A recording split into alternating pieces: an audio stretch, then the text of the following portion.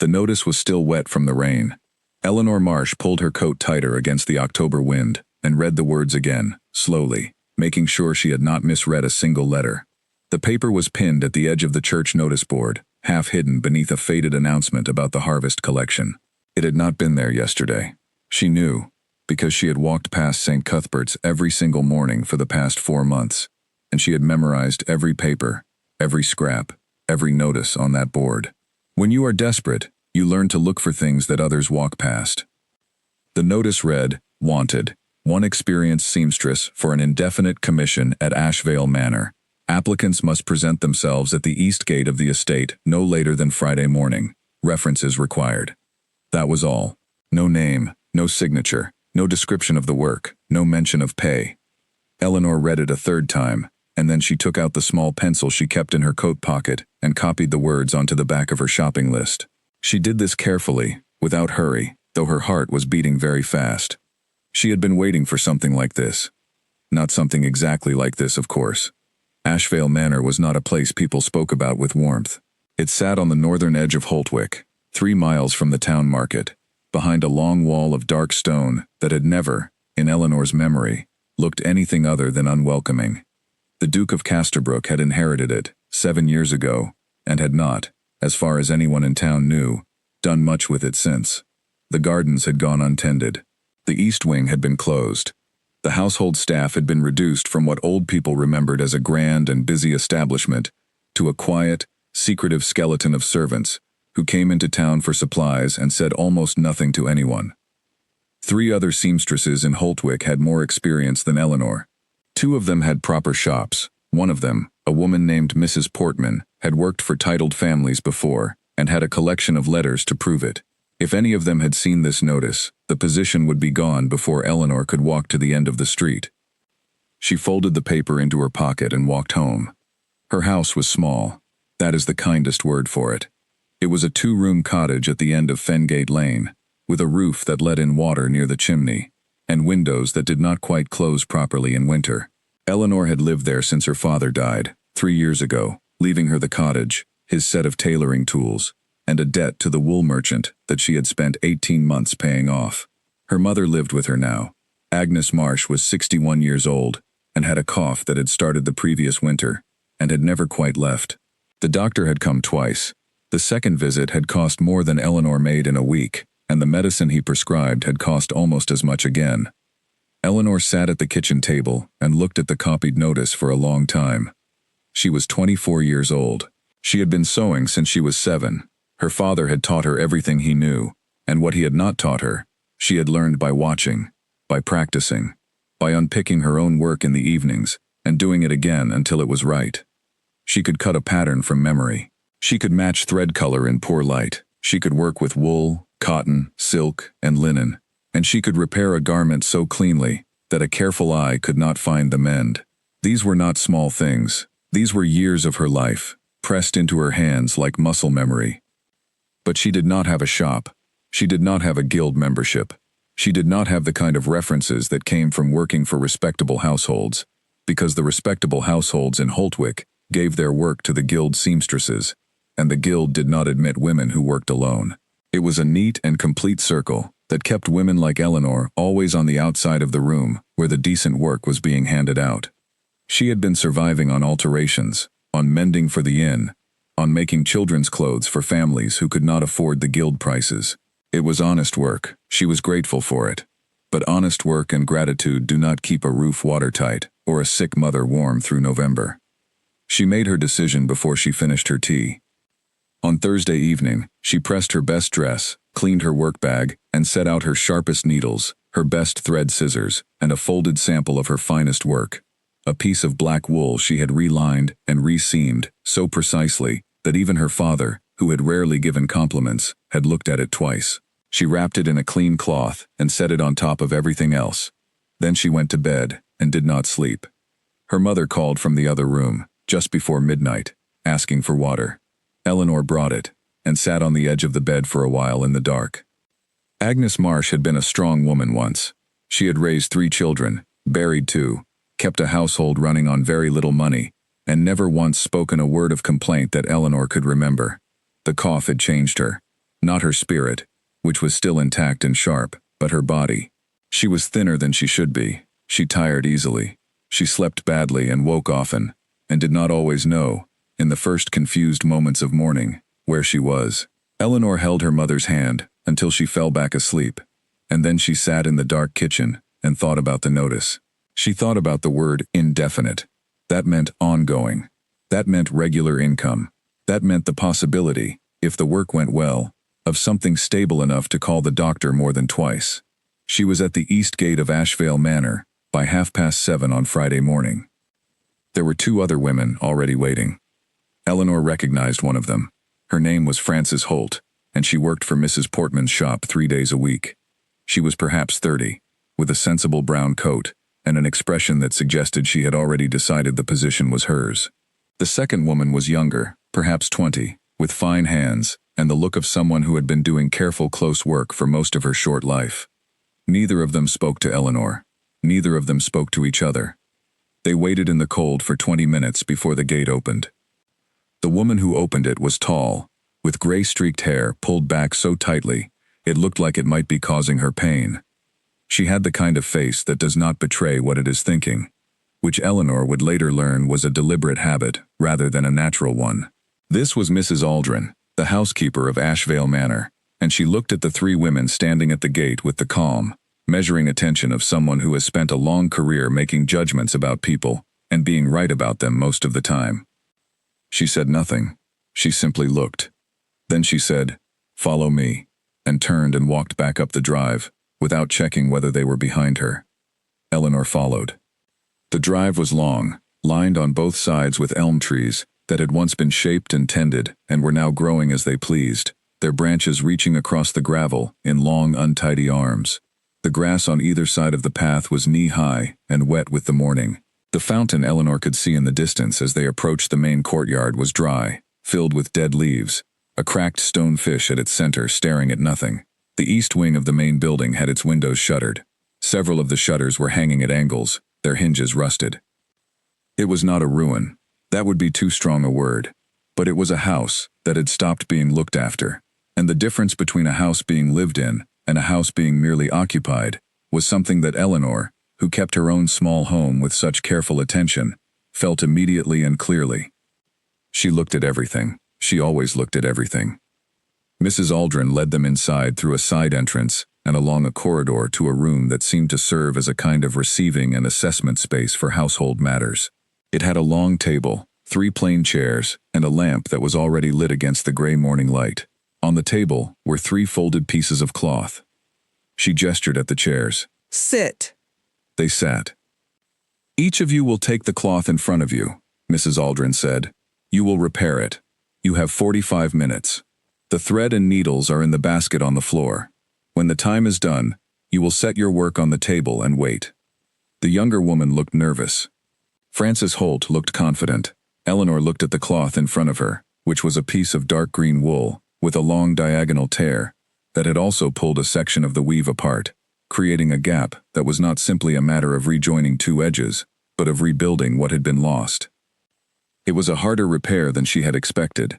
She took out her own tools from her work bag, because Mrs. Aldrin had not told them not to, and because her needles were finer than anything she had seen in the basket on the floor. She threaded the first needle while she studied the tear with her eyes, turning the cloth slowly in her hands, feeling the weave, finding the direction of the grain. A bad seamstress begins sewing immediately. A good seamstress understands the problem first. Eleanor understood this problem. She began. 45 minutes is not very long. She did not look up from her work. She did not look at Frances Holt, who was sewing quickly and with assurance. She did not look at the younger woman, who had paused once, and she could hear the faint sound of thread being cut, and started again.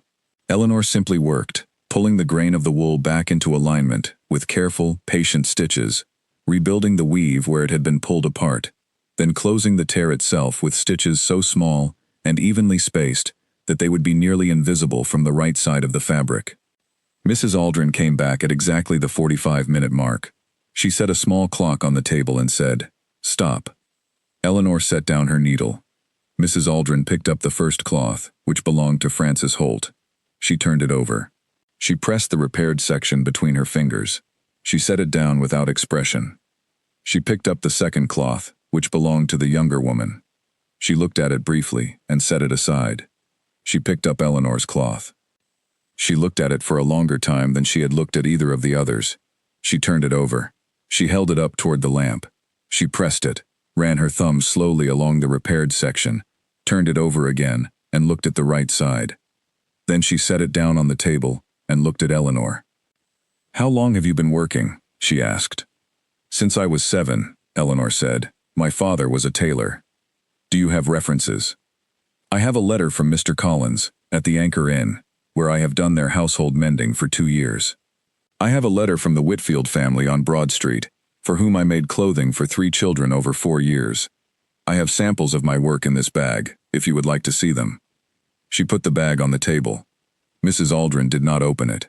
She looked at Eleanor for another moment, and then she said, "The other 2 may go." There was a silence. Then Frances Holt stood up, and there was a quality to the way she did it that suggested she was making a significant effort to appear unhurried. The younger woman stood up too, quickly. They both left. The sound of their footsteps faded down the corridor. Mrs. Aldrin sat down in the chair across from Eleanor. This was unexpected. She had not sat down once since Eleanor had seen her. "The position is not a simple one," she said. "You would be required to live on the premises during the commission. The household provides your meals and a room. The commission itself involves a significant amount of work across the Duke's wardrobe, which has been badly neglected and requires considerable attention. There is no fixed end date. The work continues until it is completed to the Duke's satisfaction." Eleanor said, "What happened to the seamstresses before me? I was told others had been considered." Mrs. Aldrin looked at her steadily. "They chose not to accept the position." "Why?" A pause.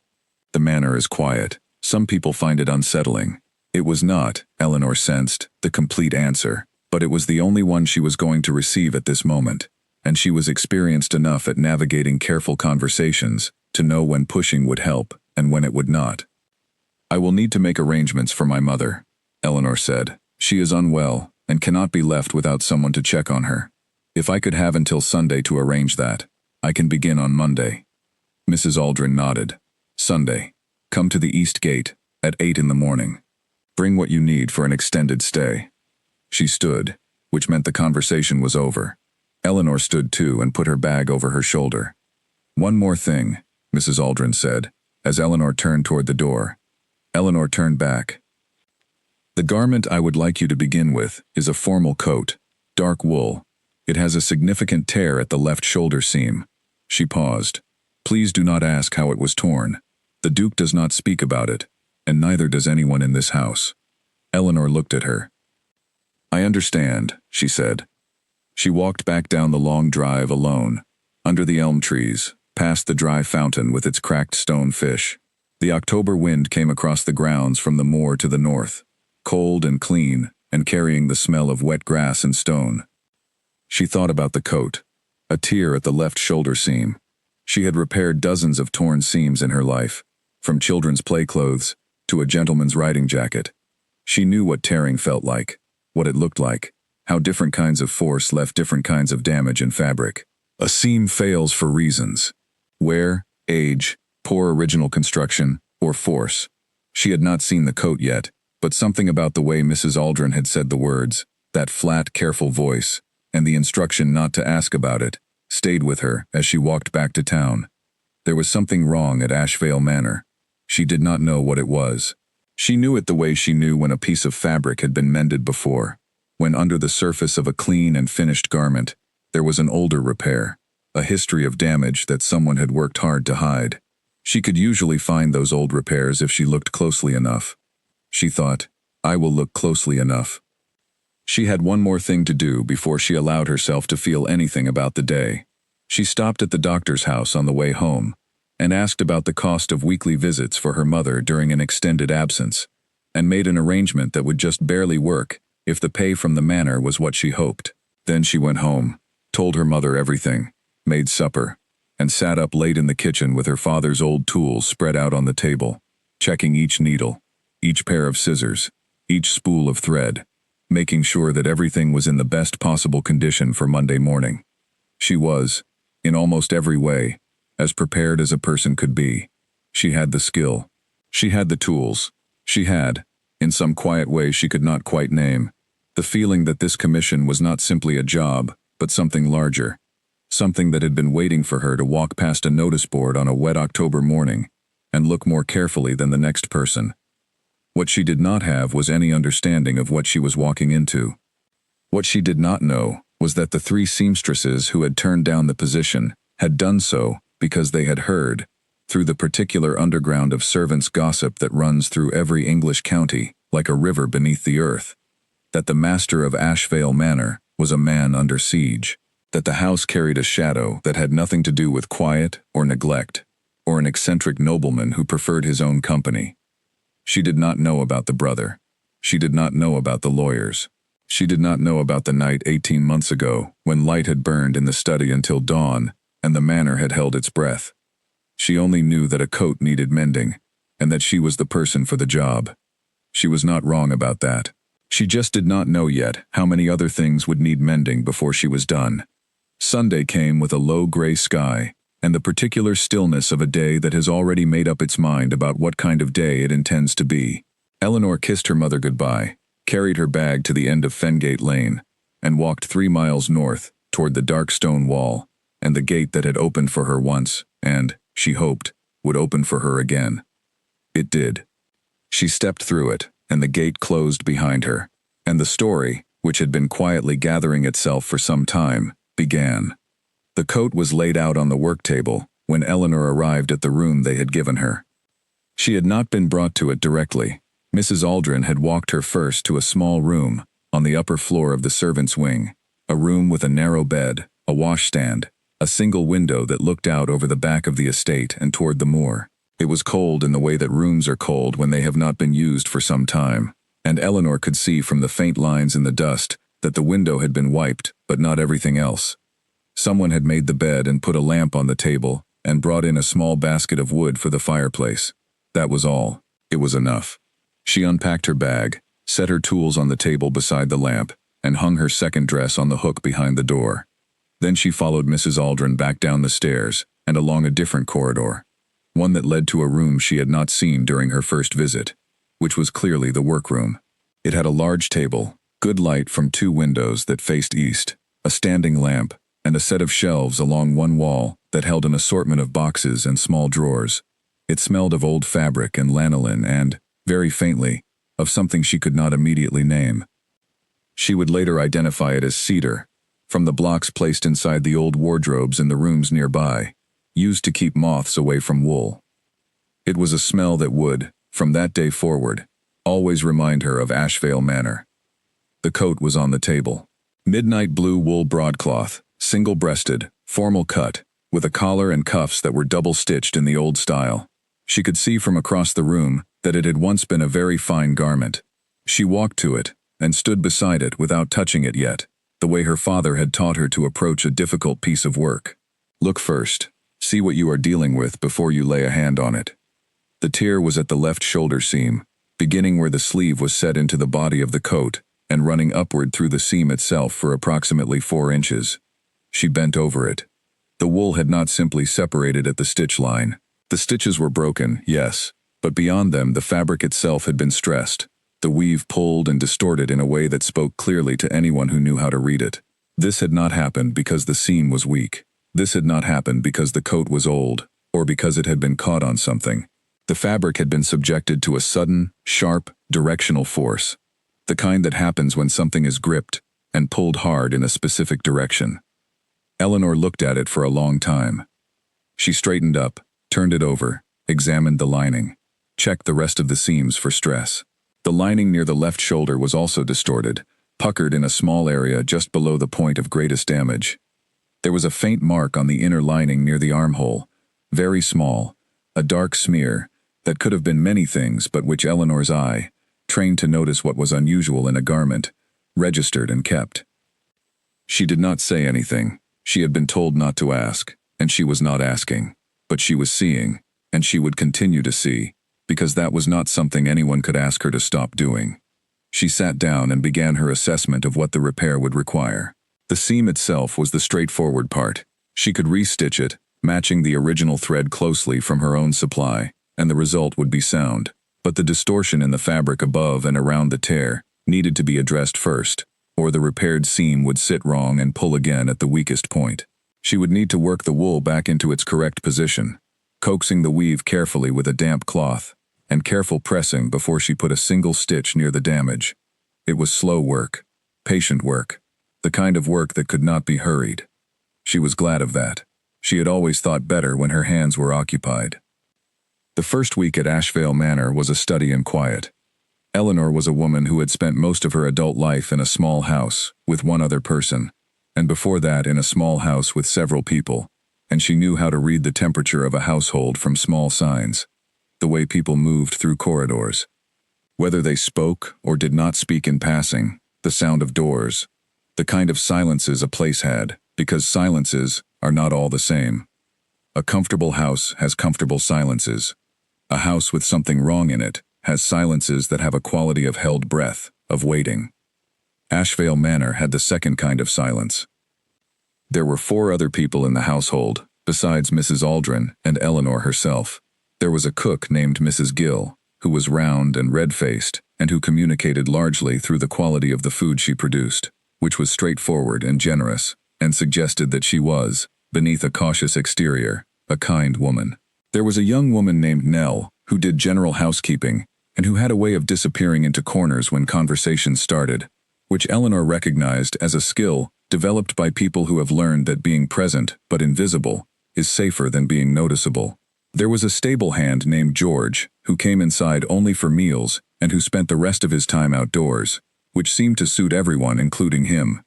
And there was an older man, a footman, named Alfred, who had been at the manor longer than any of the others, and who moved through the house with the particular quietness of someone who has learned every floorboard and every creak, and avoids them without thinking about it.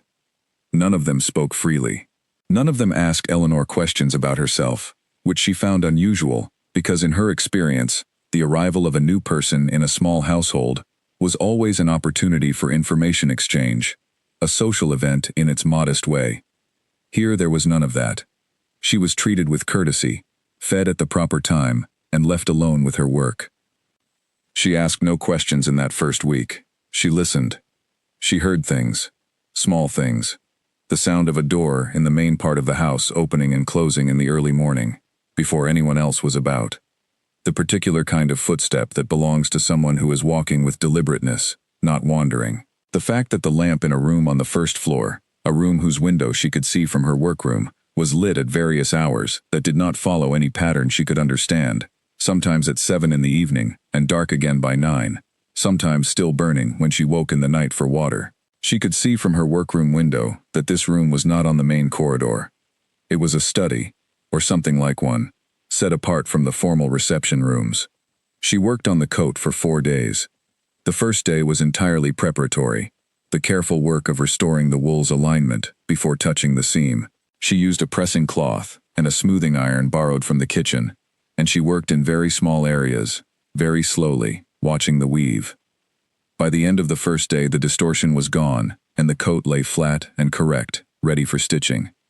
On the second day, she worked on the seam itself.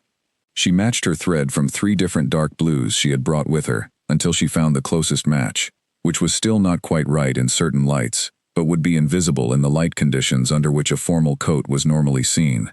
She stitched with a curved needle, setting each stitch at exactly the same depth and spacing as the original handwork. Because this coat had been made by hand, she could see that, made by someone who had known what they were doing. On the 3rd day she addressed the lining. On the 4th day she finished, and pressed the complete coat, and hung it on the hook beside the work table, and stood back to look at it.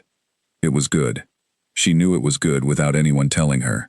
The repair was invisible. The coat hung correctly. The shoulder sat right. There was no puckering, no pulling, nothing to suggest that anything had ever been wrong with it. She was thinking about what to do next, whether to send word to Mrs. Aldrin that the coat was ready, when the door of the workroom opened. She turned around. The man who stood in the doorway was perhaps 30, perhaps a little more. He was tall, with dark hair that had been combed, but not recently, and he was wearing a plain dark jacket over a white shirt, with no cravat, which was not how a duke was supposed to look. based on everything Eleanor had been told about what dukes looked like. He had gray eyes and a way of standing that was neither relaxed nor rigid, but something in between, the posture of a man who had once been completely at ease in his own spaces and was no longer quite sure of himself in them. He looked at the coat first. Then he looked at Eleanor. "Mrs. Aldrin told me it would be ready Thursday," he said. His voice was quiet, not soft exactly, but calibrated, like a man who had learned to say things at a volume that could not be overheard. "It is ready now," Eleanor said. "I finished this morning." He stepped into the room, not all the way in, just far enough to see the coat more clearly. He looked at it for a moment, and then he crossed to it and took it from the hook and turned it over in his hands, the way Eleanor had turned it over on the first day. She watched him. He found the repair without being directed to it and pressed it with his thumb, just as Mrs. Aldrin had pressed her test cloth at the gate.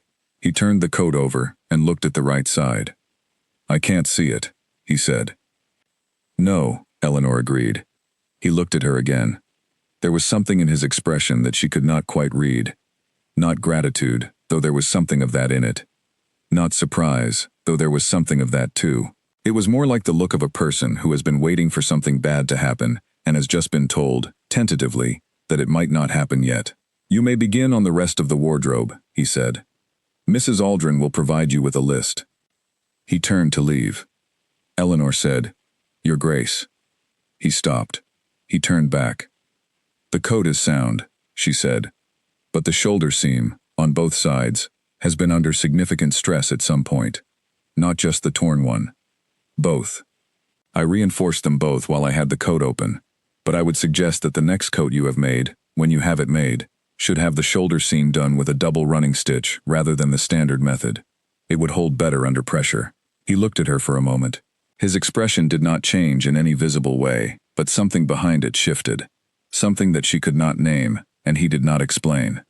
"Thank you," he said. "I will bear that in mind." And then he left. Eleanor stood in the workroom alone and thought about what had just happened. She had told herself, getting dressed that morning and every morning in this house, that she was here to do a job and nothing more. That the details of this household were not her concern, and she would not make them her concern. That she was a seamstress, not a detective, and that the silence of this house was not a puzzle she had any right to try to solve.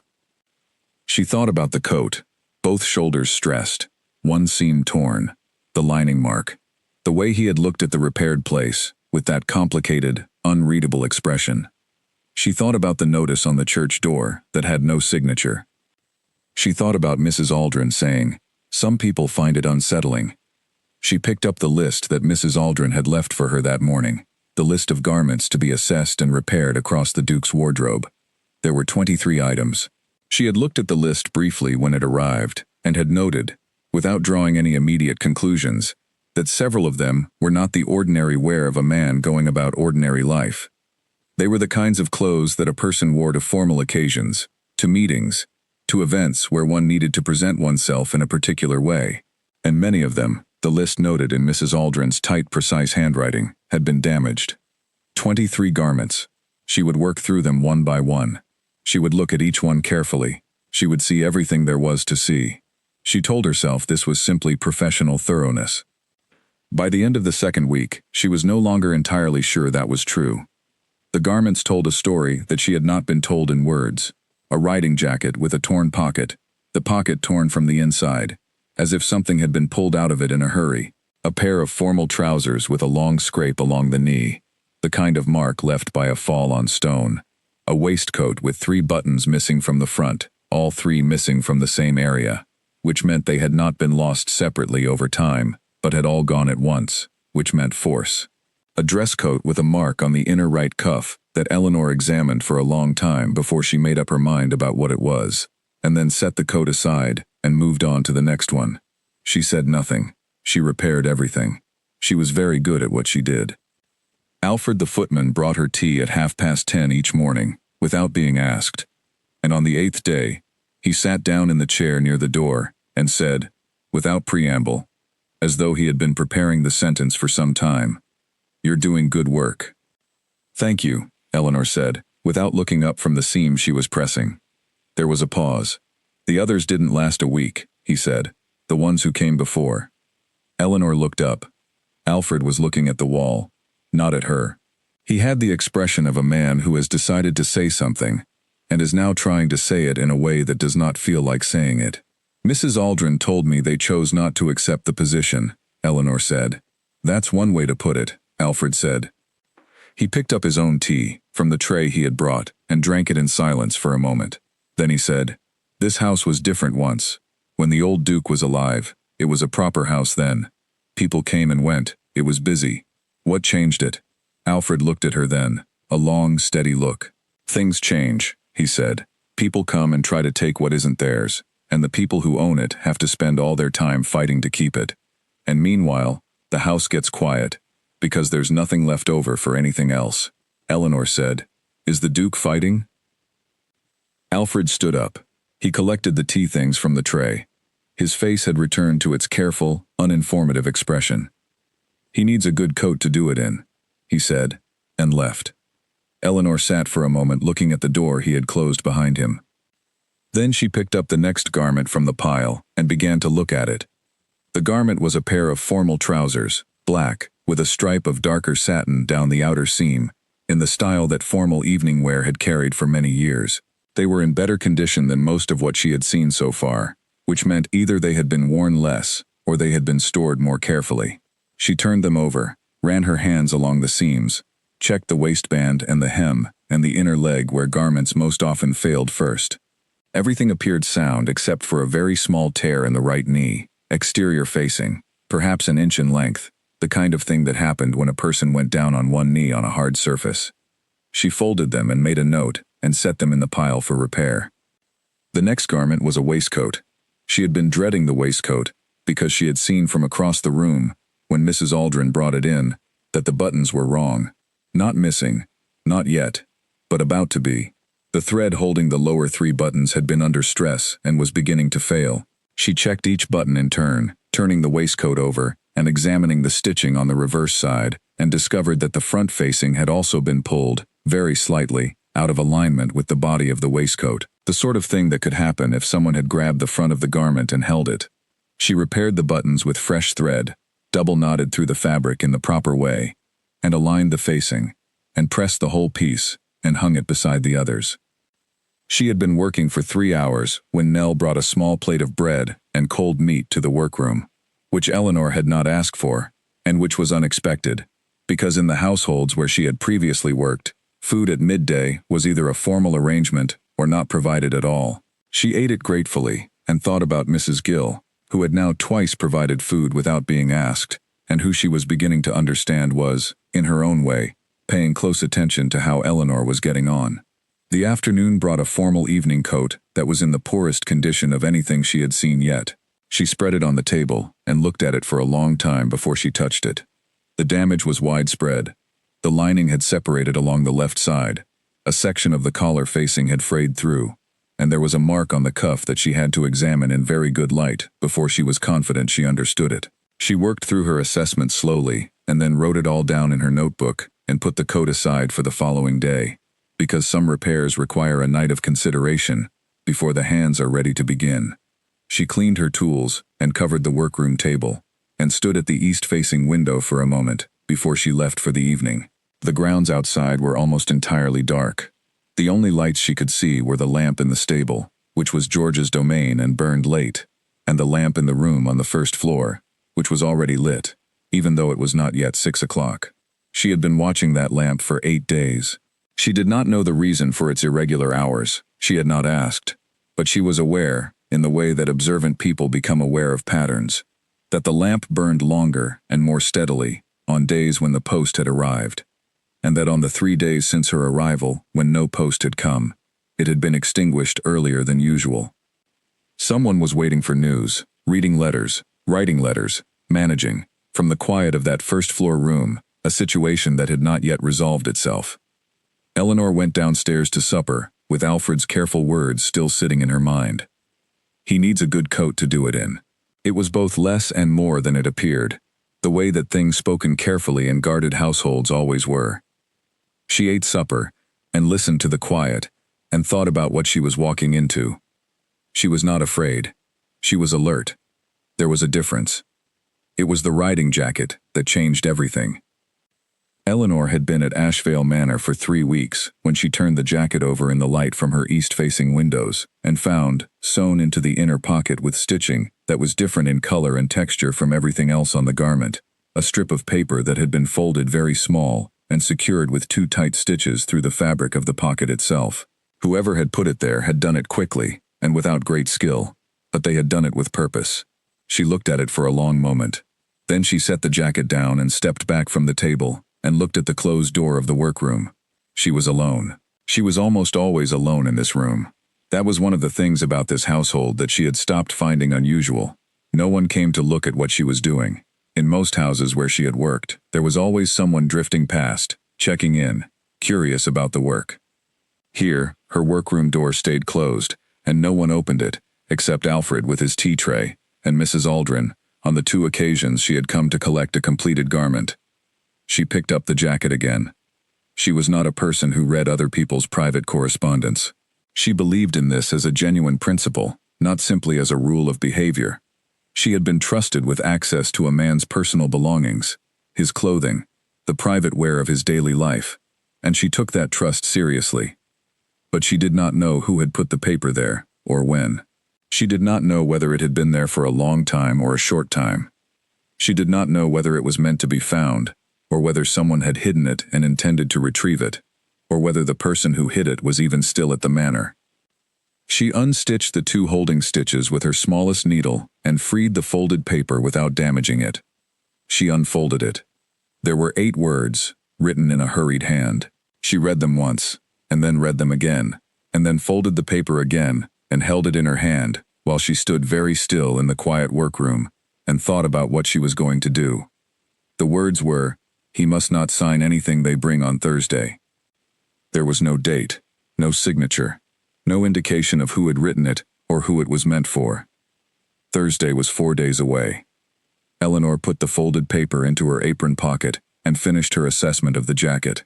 She noted the damage she found, the torn pocket, the stress marks along the seam, the worn lining, the way the collar had been caught and pulled, and not caught and pulled through ordinary wear. She wrote her notes in the small book she kept for this purpose, and set the jacket aside for repair. Then she sat down and thought very carefully. She thought about the garments she had gone through so far. 14 of the 23, all showing the same pattern of damage that was not ordinary wear. She thought about Alfred's careful sideways words about people trying to take what was not theirs. She thought about the lamp burning at uneven hours in the study on the first floor. She thought about the Duke's face when he had looked at his repaired coat, that expression she had read as a man who had been waiting for something bad to happen.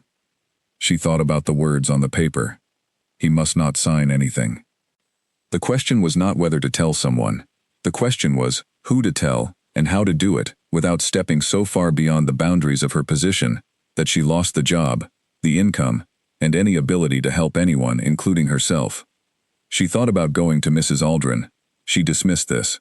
Not because she distrusted Mrs. Aldrin, but because she had observed, over 3 weeks, that Mrs. Aldrin's primary function in this household was to protect it from disturbance and to manage information very carefully. If Eleanor brought this note to Mrs. Aldrin, it would be managed. Possibly that would be the right outcome. But she could not be sure. She thought about Alfred. Alfred had told her more in one careful conversation than Mrs. Aldrin had told her in 3 weeks of daily contact. Alfred was a person who chose to say things, which meant he was a person who understood when things needed to be said. But Alfred was also a servant in a house where the power balance was complex, and she did not fully understand it yet. She put the note back in her apron pocket and went on with her work. That evening, she ate supper in the kitchen with Mrs. Gill and Nell and Alfred, as she had been doing every evening. The kitchen at Ashvale Manor was the warmest room in the house and the most human, which Eleanor suspected was true of most houses, but was particularly true here, where the rest of the building seemed to be trying to hold itself at a careful distance from ordinary life. After supper, Alfred poured himself a cup of something from the small pot that always sat at the back of the stove, and sat back in his chair, and said, to nobody in particular, "Thursday is a difficult day coming." Eleanor looked at him. Alfred looked at the fire. "Visitors expected," he said. "Legal sort. Mrs. Gill made a sound that was not a word, but was clearly a negative opinion of legal visitors.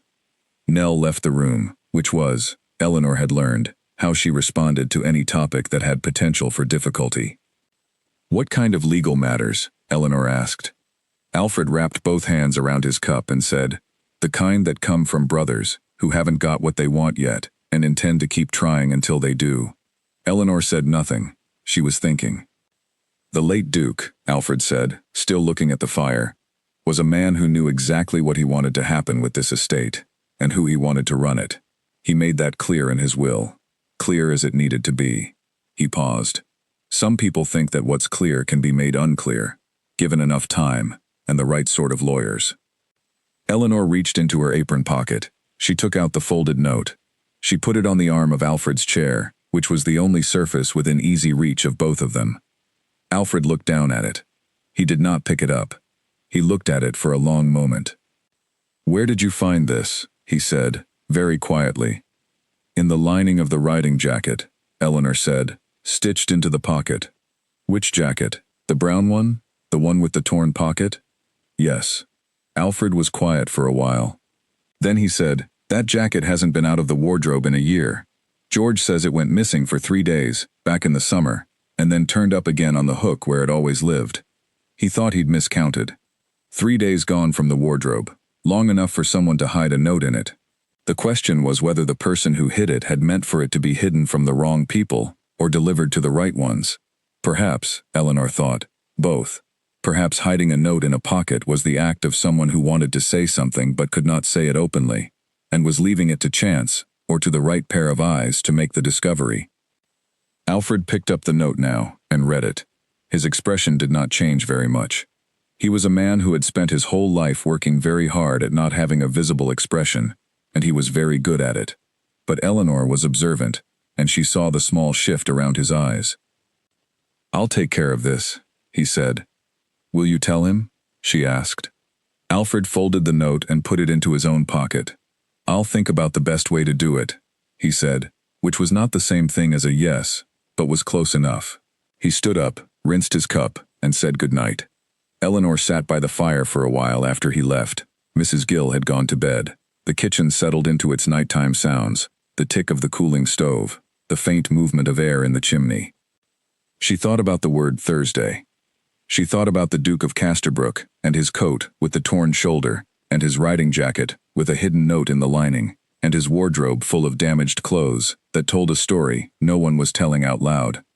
She had been a tailor's daughter, and then a tailor's assistant, and then a seamstress on her own, and in all of those years, the one thing she had understood absolutely was that a garment does not lie. People lie. Documents can be changed. Words can be rearranged. But fabric remembers what happened to it. Wool remembers being pulled. Silk remembers a fall. Cotton remembers water and heat, and the slow compression of something heavy laid across it for too long. She was very good at reading what fabric remembered. She went to bed, and she lay in the narrow room, with its window looking out over the dark moor, and she listened to the house. She heard it settle. She heard the wind come across the open ground from the north, find the gaps in the old walls, and push through. She heard, at some point, footsteps in the corridor below her, slow and even, and then the sound of the study door opening, and then, after a long time, the sound of it closing again. In the morning, Mrs. Aldrin came to the workroom before Eleanor had finished her first hour of work. She stood in the doorway and looked at Eleanor with her steady, unreadable face. "You found something in a jacket," she said. "Yes," Eleanor said. "Alfred told me this morning." She paused. "You could have come to me directly." "I was not sure whether to come to you or to wait," Eleanor said honestly. "I chose to wait and see what Alfred thought was best." Mrs. Aldrin looked at her for a moment longer than was quite comfortable. Then she said, "You have good judgment. That is not a common quality." She came into the workroom and closed the door. "There is something you should understand about this house," she said. She did not sit down. She stood near the window, and the gray morning light fell across her face and made her look older than she had on the day Eleanor arrived. And also, somehow, more human. The Duke is engaged in a legal dispute with his brother. It has been going on for 2 years. The brother, Lord Callum Ashvale, is contesting the terms of their father's will, which left full ownership and management of this estate to the current Duke and excluded Callum almost entirely. Eleanor said, "On what grounds is he contesting it?" Mrs. Aldrin's expression was very careful. "He claims that the current Duke is not capable of managing the estate, that he is not mentally or practically fit to do so, that the will should be set aside, and the estate divided or placed under independent management." Eleanor absorbed this. "Is there any truth to it?" she asked. "No," Mrs. Aldrin said, without hesitation, and without any sign of performing the answer. She said it the way someone states a fact they know absolutely. "Edmund Ashvale is as sound in his mind as you or I. He is a private man. He prefers quiet. He does not enjoy society and does not pursue it. These qualities are not the same as incapacity, and the distinction is one that some people in certain positions are apparently willing to ignore in the hope that a judge might not notice the difference." And Thursday? "Callum's solicitors are coming on Thursday to present a petition. They intend to ask Edmund to consent to an independent medical assessment, which, if he agrees, will set a legal process in motion that is very difficult to stop once started." She paused. "They have been building toward this for months. They present it as a reasonable and cooperative gesture, but the intent behind it is something else entirely." "The note in the jacket," Eleanor said. "Yes." Mrs. Aldrin turned from the window. "Someone in this house, or someone who had access to this house, tried to warn Edmund, through whatever means they had available." "Who?" Eleanor asked. Mrs. Aldrin looked at her steadily. "I have my suspicions. But it does not change what needs to happen, which is that Edmund needs to walk into Thursday's meeting with very clear advice from his own solicitor, and a very firm understanding of what he should and should not agree to.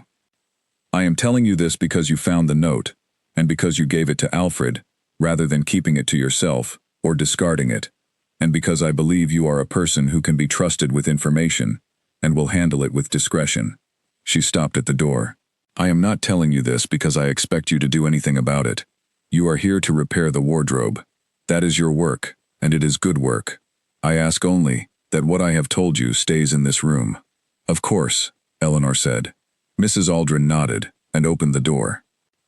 Then, quietly, Eleanor said, "Mrs. Aldrin." She turned. "In the brown riding jacket," Eleanor said, "I also found stress damage consistent with the pocket being pulled open very hard from outside the garment. It is the same pattern of damage I have found in several other pieces. If someone wanted to argue that the Duke was not managing his own affairs, the condition of his wardrobe, the number of pieces that show force damage, would be a very poor advertisement for a man living peacefully and without difficulty." Mrs. Aldrin stood in the doorway for a moment. "Are you saying what I think you are saying?" she asked. "I am saying," Eleanor said carefully, "that the wardrobe, when I arrived, told a very particular story. I am saying that I am repairing it, and when I am done, it will tell a different story, which is simply the story of a man who owns well-made and well-maintained clothes. I am saying nothing more than that." Mrs. Aldrin looked at her for a long moment. "I underestimated you," she said, and then she left. Eleanor turned back to her workroom table.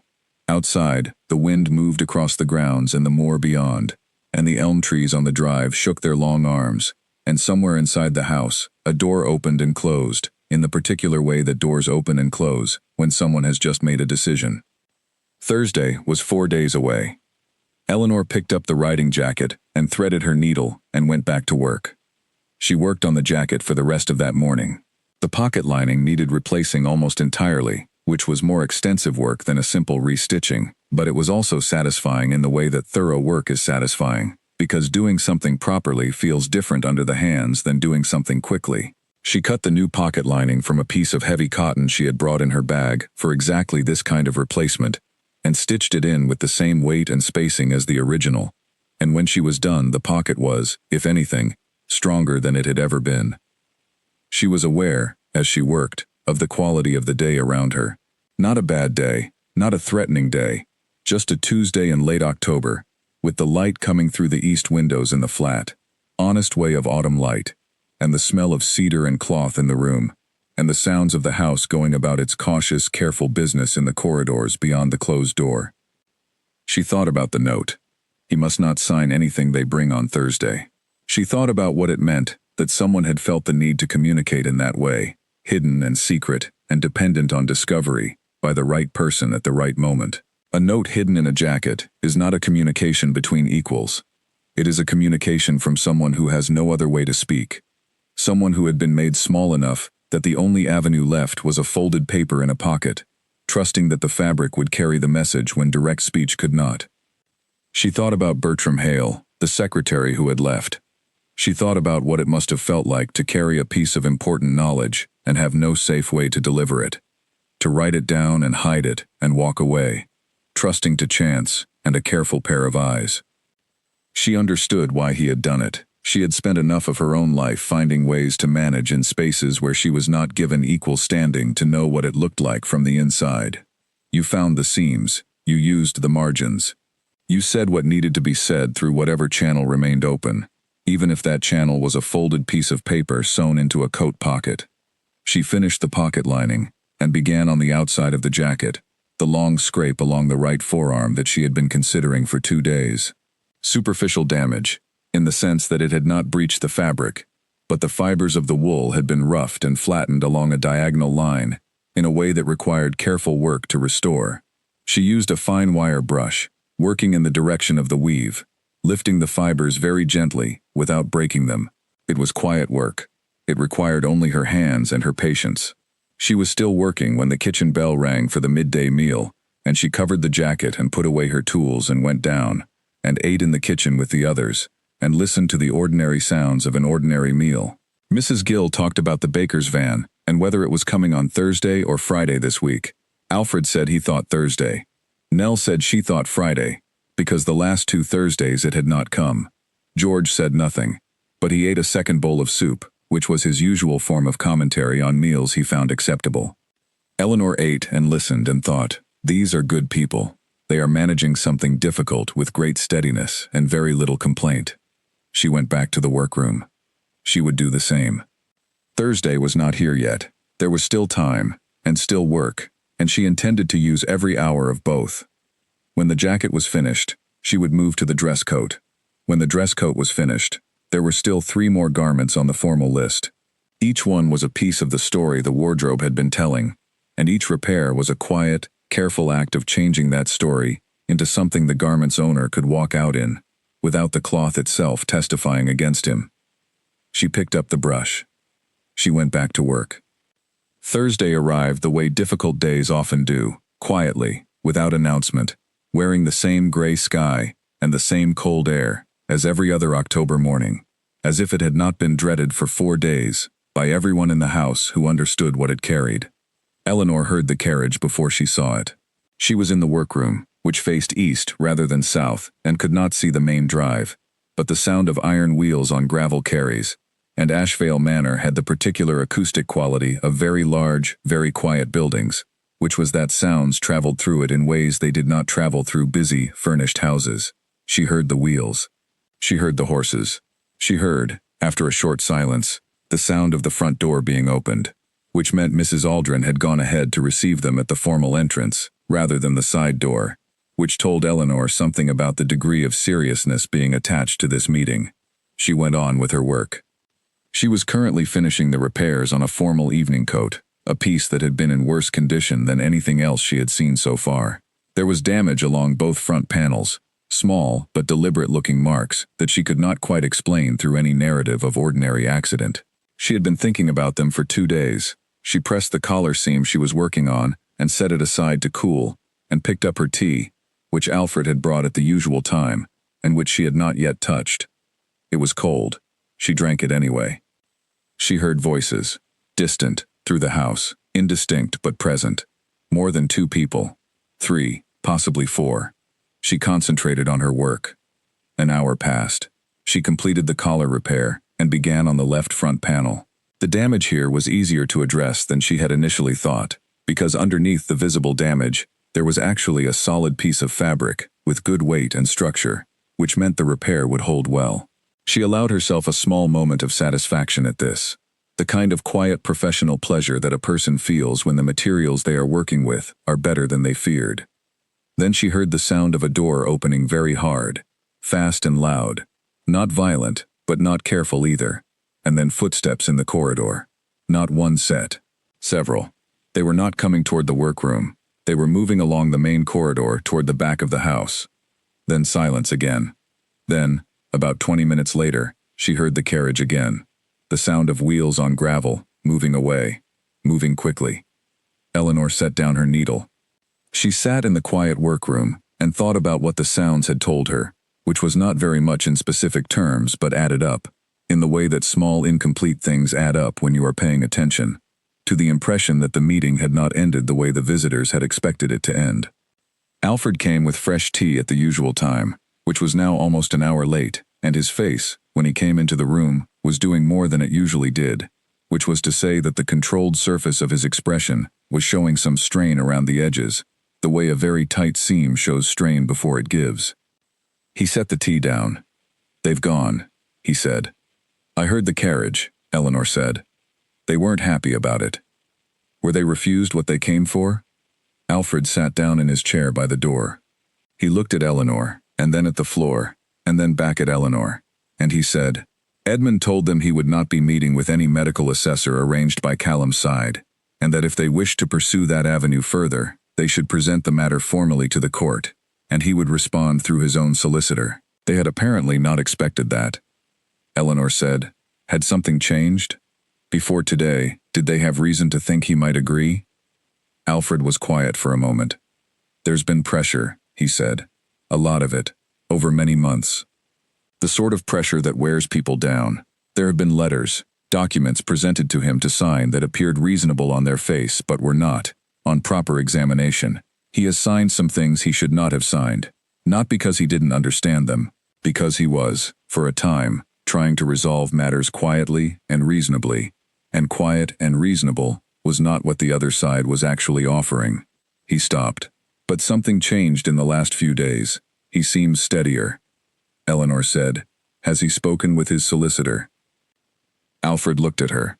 "He sent a message to his solicitor in Norwich on Tuesday evening. A long message. There was a reply yesterday morning." He paused. "I don't know what either of them said, but he came to breakfast this morning, looking like a man who had slept properly for the first time in a while." Eleanor thought about Tuesday evening. She had spoken with Mrs. Aldrin on Tuesday morning. She had no idea whether there was a connection between that conversation and a letter sent to Norwich on Tuesday evening. She was not certain she was supposed to think about that. She drank her tea. "The note," she said. "Was it useful?" Alfred said, "I gave it to him on Monday night. He read it and didn't say anything for a long time. Then he said it was from a man named Bertram Hale, who was his father's secretary for many years. Bertram Hale left the manor's service about 8 months ago, under circumstances that were presented as a voluntary departure. Edmund said he had not been sure of the real reason until he saw the note." He shook his head, very slightly. Bertram Hale apparently knew that leaving was necessary, but wanted to say what he knew before he went. The jacket was the safest place he could think of. Eleanor felt something settle in her chest, a small, complicated feeling, not satisfaction exactly. Something closer to the feeling of finding out that a thing you suspected was true was, in fact, true, which is not always a pleasant feeling, but is always, in its own way, a relief. "What did the note mean?" she asked. "About signing something on Thursday?" The petition they brought today included a consent form. If he had signed it, it would have been taken as voluntary agreement to the assessment process, and would have set a legal timeline in motion that is very hard to reverse. The note told Edmund what to look for. Alfred stood up. If Bertram Hale had not found a way to get that information to him, things today might have been very different. He went to the door and then stopped. "You're the one who found it," he said. 3 weeks in, and you found what's been sitting in that jacket for 8 months. Eleanor said, "I was looking at the damage to the pocket lining. The note was just below it." Alfred looked at her with something in his face that was as close to warmth as she had seen from him. "You were looking carefully," he said. "There's a difference." He left. Eleanor turned back to her work. She had 2 more garments after this one, and then the formal wardrobe would be complete. She thought about what came after. The list Mrs. Aldrin had given her covered the formal wardrobe, but in any household of this kind there was always more. Everyday coats and riding clothes, and the kind of practical garments that were not considered important enough for a formal list, but which were just as necessary, and often in worse condition, because they were worn more freely. She suspected the commission would extend. She was surprised to find that she wanted it to. Not because of the mystery, she told herself, though the mystery was real and was not yet resolved. Not because of the house, though the house was starting, in its guarded way, to feel less like an assignment and more like a place. She wanted the work to continue because she was good at it, and because the work here was genuinely interesting, more interesting than anything she had done before, and because there was a quality to the light in this workroom in the mornings, the east-facing windows, and the way the early sun came through them, that she had found herself looking forward to. She was aware that she was also finding herself thinking about the Duke in ways that were not strictly professional. She was trying not to do that. She was not entirely succeeding. She was a sensible woman. She knew exactly where she stood, which was in the workroom of a Duke's manor, mending his coat. She knew the distance between that and any other kind of standing, and she intended to maintain a clear awareness of it. But he had said thank you in a way that was not performative. He had looked at his repaired coat the way a person looks at something they had thought was gone, that has been returned to them. And there was something in the very little she had seen of him that was deeply at odds with the portrait Callum's lawyers were trying to paint. The incapable man. The man who could not manage himself or his estate. He was a private man. He was a quiet man. He was clearly under enormous pressure, but he was not what they were saying he was. And Eleanor knew this not from dramatic observation, but from the small accumulation of small things that told the truth when the large things were all under dispute. In the afternoon, Mrs. Gill sent Nell to the workroom with a plate of bread and cheese and a piece of apple cake, which was more food than the usual afternoon snack, and which suggested that Mrs. Gill had decided, in her own manner, that this was a day for extra kindness. Eleanor ate it with gratitude and thought about her mother. She had sent 2 letters home in the 3 weeks she had been here. Her neighbor on Fengate Lane, a widow named Mrs. Carver, was checking in on Agnes every morning and evening, and the doctor had been once. The last letter from home, which had come through Alfred who had taken it from the post, had said that Agnes was no worse, and possibly a little better, that the new medicine seemed to be helping, and that Mrs. Carver had started teaching her to play a card game that Agnes claimed was too complicated, but which Mrs. Carver reported she was winning at consistently. Eleanor folded this up inside herself and kept it warm. In the late afternoon, as she was putting away her tools and covering the evening coat for the night, the workroom door opened. She expected Alfred. She turned around, and it was the Duke. He had changed since the morning. He was wearing a different jacket, the same plain style but without the rigidity that formal occasions required, and he looked tired in the way a person looks after a tense morning, a bone-deep weariness that sits behind the eyes. Mrs. Aldrin said the wardrobe list is nearly complete, he said. 2 more pieces, Eleanor confirmed. I should have them done by end of week. He nodded. He stood in the doorway in his characteristic way, not quite entering the room, which Eleanor had begun to read, not as reluctance to come in, but as a kind of care. He did not impose himself on spaces. He stood at their edges. I would like to discuss extending the commission, he said. There is more work here than the original list covered. Household items, curtains and covers that have been badly neglected. Some of the older pieces in the attic rooms should be assessed and either repaired or properly put to rest. He paused. If you are willing to stay longer, Eleanor said, I am willing to stay. He looked at her steadily, as he had the first time, that gray-eyed, unreadable look. It is quiet here, he said, and this time the words were different from when Mrs. Aldrin had said them. They were not a warning. They were something closer to an apology. I am not troubled by quiet, Eleanor said. No, he said, I can see that. A pause. Thank you, he said, for staying. And then he left, and Eleanor stood in the empty workroom in the fading light, and looked at the door he had closed, and thought that thank you was a complicated thing, when the person saying it was saying more than what the words contained, and that she was going to have to be very careful about what she did with that observation. She covered the last garment on the table. She cleaned her needles. She set the room in order for morning. Outside, the wind came off the moor, and the elm trees on the drive moved in the dark, and somewhere in the house, a lamp was lit in the study on the first floor, burning steady and even, not the uncertain flicker of a man who could not sleep, but a clear and deliberate light. Eleanor saw it from her window as she went to bed. She thought, something is changing here. She was right about that. She just did not know yet how fast it was going to change, or what shape the change would take, or how much it would ask of her before it was through. The following morning was a Friday, and Fridays at Ashvale Manor had a particular quality that Eleanor had noticed without identifying it until this one. The house felt slightly less taut on Fridays. Not relaxed, because relaxed was not a word that fit any day at Ashvale Manor in those weeks, but less like a fist and more like an open hand. She thought it might be because the post did not run on Saturdays, and by Friday afternoon, the week's correspondence was done, and there was a short period before the next week's began. She finished the last garment on the formal list that morning. It was a formal waistcoat in dark red that had seemed, on first assessment, like a hopeless case, but had turned out to be more resilient than its appearance suggested. The lining had failed, but the outer fabric was sound, and a new lining and careful pressing had brought it back to something very close to its original state. She held it up in the Friday morning light and looked at it and thought, "That will do." The commission was complete. 23 garments assessed, repaired, and returned to proper condition. She had her notes, her assessments, her list of the work done, and the materials used. Everything was in order. She went to find Mrs. Aldrin to report that the formal wardrobe was finished. Mrs. Aldrin received this information with the same controlled expression she brought to everything, and said that she would inform the Duke. Then she said, and here something in her face changed, shifted towards something that was not quite warm, but was considerably less careful than usual. "You have done well," Eleanor said. "Thank you." Mrs. Aldrin said, "I do not say that to everyone."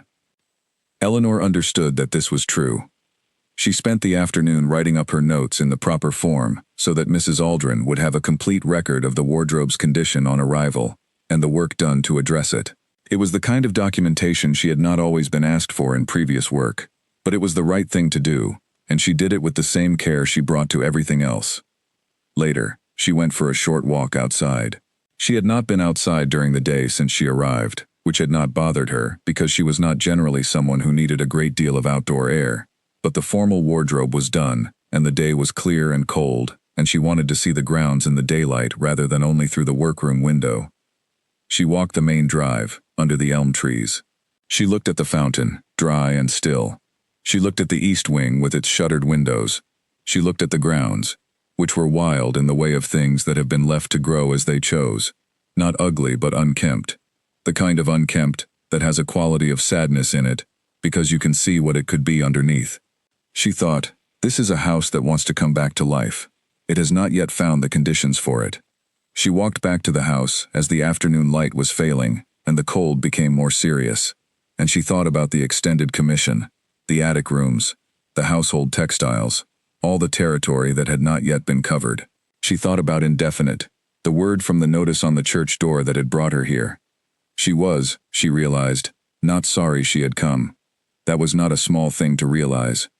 The lamp in the study was already lit when she came back in.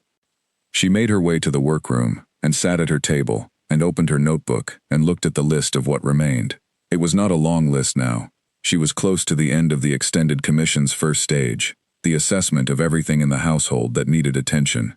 What came next was the attic rooms, the east wing rooms, the locked chest near the back corridor that Mrs. Aldrin had said contained old household textiles that had not been opened in some time. She wrote out the plan for the following week and felt, in doing it, the particular satisfaction of a person who knows what work lies ahead and has the skills and tools to do it. She was not worried. She was not anxious. She was, in fact, in a state of mind that she recognized from the best periods of her working life, focused, prepared, and ready. The commission had already been more than she had expected. She had expected fabric.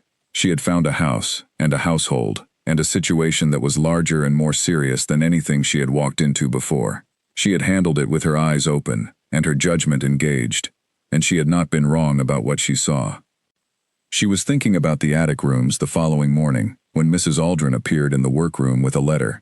It had arrived by the morning post and was from Eleanor's mother, which meant Mrs. Carver had helped Agnes write it because Agnes's hand was not reliable in the cold months.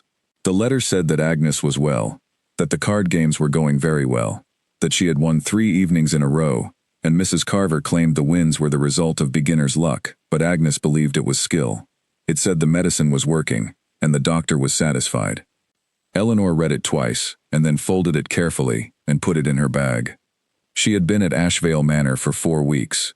She had arrived expecting to stay for a few weeks, perhaps a month, and found a commission that kept extending itself in ways she had not anticipated. But her mother was well.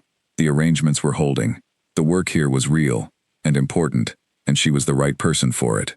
She picked up her notebook and went up to the attic. She had work to do. The measuring was Eleanor's idea. She needed measurements for the new pieces she was planning to make as part of the extended commission. 2 new everyday coats to replace the most damaged ones in the wardrobe, which were beyond repair, and had been replaced with a careful and quiet efficiency over the preceding week. Edmund had agreed to the new commission without discussion of the details, and Mrs. Aldrin had handed Eleanor a budget and told her to order what she needed from the cloth supplier in town. The order had gone out on Friday. The fabric would arrive Monday. But to cut anything new, she needed to measure him. She sent word through Alfred, which was how everything in this house was arranged, and received back a time. Tuesday morning, 9:30, the study. Eleanor had not been in the study.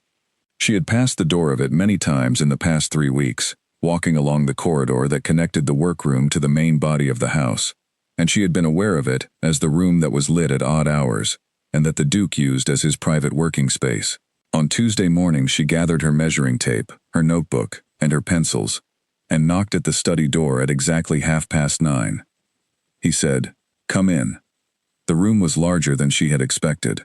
It had been a library once. She could tell from the shelves that lined 3 walls, though many of the shelves were half empty, the books rearranged or missing in the way that happens when a room changes its purpose partway through. There was a wide desk near the window, covered in papers, and a leather folder, and an inkwell, and 2 pens, the working desk of someone who used it seriously. There were 2 chairs near the fireplace, which held a low, steady fire. The lamp on the desk was lit, despite the morning light, which meant he had been working before she arrived, and probably before it was fully light. He was standing when she came in. "I appreciate your time, Your Grace," Eleanor said, setting her bag down on the smaller table near the door. "Edmund," he said. Then he stopped, as if he had surprised himself. "Please, in this room at least. I am not fond of titles in small spaces." Eleanor considered this. "Edmund, then," she said, and the name sat in the air between them for a moment, like a small, unfamiliar thing. She took out her tape. The process of measuring a person for clothing is intimate in a way that is easy to forget, because it is also entirely professional. You stand close to them. You hold the tape across their shoulders, around their chest, along their arms. You see their posture, and the way they hold themselves, and the small physical details of a person that their clothing usually covers. It requires a particular kind of neutrality that Eleanor had developed years ago, the ability to be present and careful, and to register everything, without letting what she registered become anything other than practical information. She measured his shoulders first. He stood still and straight, and she noted that his posture was not the artificially maintained posture of someone performing stillness for an observer, but the genuine posture of a person who stands this way naturally, which is different in a way that is hard to explain but immediately visible. His left shoulder, she noticed, sat very slightly higher than his right, which was consistent with the way the coat had been damaged, with the stress patterns she had seen across multiple garments. A person who had experienced repeated pulling and tension from the left side would, over time, hold that shoulder differently. The body remembers what happens to it, just as fabric does. She moved to his arms. "You have been working this morning," she said, not a question. "Since 6, he said. "The petition." She had heard from Alfred that there had been more correspondence from Callum's lawyers in the past week, a formal letter through the courts this time, a change of approach that suggested they were escalating. "Preparing a response to it," he said. "My solicitor in Norwich has advised a counterfiling. It requires a considerable amount of supporting documentation." Eleanor measured his wrist, noted the figure, moved up to the elbow. "And that is going well?" He was quiet for a moment. Then he said, "Better than it was. Some of the documentation I need has recently become clearer to me." She moved around to his right side and measured the chest. "Close work, requiring concentration." "The jacket," she said, without looking up. "The riding jacket, with the note in the lining." He went very still. Not the stillness of surprise exactly, but the stillness of a person who has been waiting for a conversation to arrive at a particular place and is now standing in it. Yes, he said. Alfred told me he gave it to you. The note. Yes, he did. He paused. He also told me who found it. Eleanor moved to measure the back length. She stood behind him and held the tape from the base of his collar to the point she needed and noted the measurement without speaking. He said, to the window in front of him, Bertram Hale was my father's secretary for 11 years. He was not a dramatic man. He was not the kind of man who made gestures. When he left last winter, I was told it was his own choice and I had no reason to question it, because I was dealing with a great many other things, and I suppose I did not want to look too closely at reasons. He paused. The note changed my understanding of what happened. Eleanor came back around to his front. He was pushed out, she said. It appears so. He looked at her. Someone who had access to this house, and to Callum's confidence, arranged for him to feel that staying was no longer an option, because he knew things that were inconvenient. What things? A long pause. He looked at her with that same steady gray-eyed look, and she held it, because she was not afraid of difficult looks, and she was not afraid of difficult silences, and whatever he saw in her face in that moment seemed to help him decide something. My father knew, in the last year of his life, that Callum would contest the will, he said. He knew Callum's character well enough to know what he would do when he did not get what he wanted. He told Bertram that he had made certain additional written records of his intentions, beyond what the will itself contained, and he had not put them with the official papers, because he did not trust that they would remain untouched. Eleanor lowered her measuring tape. He hid them. He told Bertram where he had put them, and Bertram knew, and Bertram left, and took that knowledge with him, and the note in the jacket was the only way he had found to pass it on, without exposing himself to whatever had been threatened against him. She said, quietly, but the note did not say where your father had hidden the records. It only warned you about Thursday. No, Edmund said. It only warned me about Thursday. The rest I do not know. He looked at the fire. I have been looking. I have been looking for months. My father was a methodical man. He documented things carefully. If he made additional records of his intentions, they exist somewhere in this house. He looked back at her. But this is a very large house, and I am one person, and I have not been able to search it the way it needs to be searched, while simultaneously managing a legal dispute and running an estate. Eleanor thought about all the garments she had worked through, the wardrobes she had opened, the chests she had lifted fabric from, the old pieces she had examined, the territory she had covered in the course of doing her job.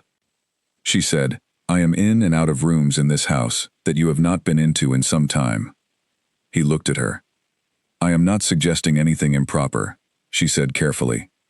But the extended commission includes pieces from the attic rooms, the storage rooms, the rooms that have not been opened regularly. She held his gaze. I pay very close attention when I work. He was silent for what felt like a long time. Then he said, What are you offering to do exactly? Eleanor said, I am offering to do my job very thoroughly. The words sat there between them, carrying exactly the weight she intended them to carry, and no more. He nodded, a single nod, slow and deliberate. Then please do, he said. She finished measuring. She noted everything in her book. She picked up her bag and moved toward the door. Eleanor. She turned. He was standing by the desk, one hand on the leather folder, looking at her with an expression that was unlike any expression she had yet seen from him in the weeks she had been here. It was not quite vulnerability. It was the thing that is close to vulnerability in a person who has spent a very long time not allowing themselves to be vulnerable. An openness. The beginning of a door being opened, very carefully, by someone who is not yet sure whether what is on the other side is safe. I have not been in the habit of trusting people, he said. Recently, the last 2 years have been an education in the ways trust can be misused. Eleanor said, That is understandable. I want you to know that I am aware of what I am asking of you. What I am, in effect, trusting you with. It is not nothing. She said, I found a note in a jacket pocket. I gave it to Alfred. That is all I have done. You do not owe me anything for that. No, he said, but I find that I want you to know that I notice it. That I am aware of the difference between someone who could have ignored a thing and the person who doesn't. Eleanor stood with her hand on the doorframe. The fire in the room was steady and warm. The lamp on the desk was burning clear. Outside the window, the grounds were quiet in the pale morning light. She said, "I will be very thorough." He nodded. She left. She walked back along the corridor, to the workroom, with her notebook, and her tape, and her bag. And she sat down at the table, and looked at her notes, for the new coats, and did not write anything, for several minutes, because she was thinking. She was thinking about the study, and the man in it, and the open-door look on his face that she was not going to think about in any way that was not strictly practical. She was thinking about a man who had inherited a house and an estate, and a battle he had not chosen, who had spent 2 years being pressured and managed and carefully isolated from help, and who had said, with the particular honesty of someone who had been a long time without honesty from other people, that he noticed the difference between someone who ignores a thing and the person who does not. She thought about her father and the things he had taught her, that a garment is only as strong as its weakest seam, that the most important stitch is the one you put in first, because everything else follows from it, that good work holds, that the difference between a good repair and a poor one is not visible on the surface but reveals itself under pressure. She thought about the attic rooms and the storage rooms and all the places in this house that had not been opened in a long time. She picked up her pencil and began to plan her work. She did not know yet what she was looking for. She knew only that when she saw it, she would recognize it. She was very good at that. She made her plan in the workroom that afternoon, writing it out in the precise way her father had taught her. When you have a big job, he used to say, write down all the rooms before you walk into any of them. Know the territory before you begin. She wrote, attic rooms, east wing, the storage rooms off the back corridor, the study's own closet which she had not yet looked at, the older rooms on the upper floor that had been described to her as guest rooms, but which had clearly not been used as guest rooms in some time. She assigned each one a number in the order she intended to approach them, starting from the top of the house and working down, the way she had always learned to work, systematically, with no corner left unchecked. There was also the matter of the new coats, which she had been commissioned to make, and which required her to complete the cutting and begin the primary construction. She could not spend all her days on the search and neglect the work she had been explicitly asked to do, so she set herself a plan. Mornings on the coats, afternoons on the rooms. She would move through both in parallel, which was how she had always worked best anyway, with more than one task running alongside each other, so that when one required waiting or drying or pressing, the other was always there to go to. She wrote out the plan carefully, and pinned it to the inside of her notebook cover, where it would remind her every time she opened it. Then she did one more thing. She thought about Edmund, standing at the window of the study, with the morning light behind him, saying that he did not know how to begin talking about trust, because the last 2 years had been an education in what trust could cost. She thought about the way he had told her, I want you to know that I notice it. She had been managing that all afternoon, keeping it in the professional part of her mind, where practical things lived. She was good at this. She had been good at it for years. There were a great many things she had wanted that she had kept in that part of her mind until she had properly assessed them, because wanting something and acting on wanting it were two different things, and the space between them was where good judgment lived. She picked up her pencil again and made a note at the bottom of her plan, not about rooms or coats or repairs, but just 3 words that she wrote and then looked at for a moment, and then closed her notebook on. The words were, pay attention, carefully. She had been telling herself this for weeks. She intended to keep telling herself. She put her notebook in her bag and went down to supper, and she ate with the others, and she listened to the quiet house around her, and she did not allow herself to think about anything except what she had planned to think about, which was the order in which she intended to approach the rooms, and what she expected to find in each one. It was a discipline, like keeping even stitches, like matching thread color in poor light. Like all the other skills she had spent years developing, it required practice and concentration and the willingness to keep doing it, even when other things were calling for her attention. She was very good at all of those things. She went to bed early and slept well, which was the mark, she had always thought, of a clean conscience and a clear plan.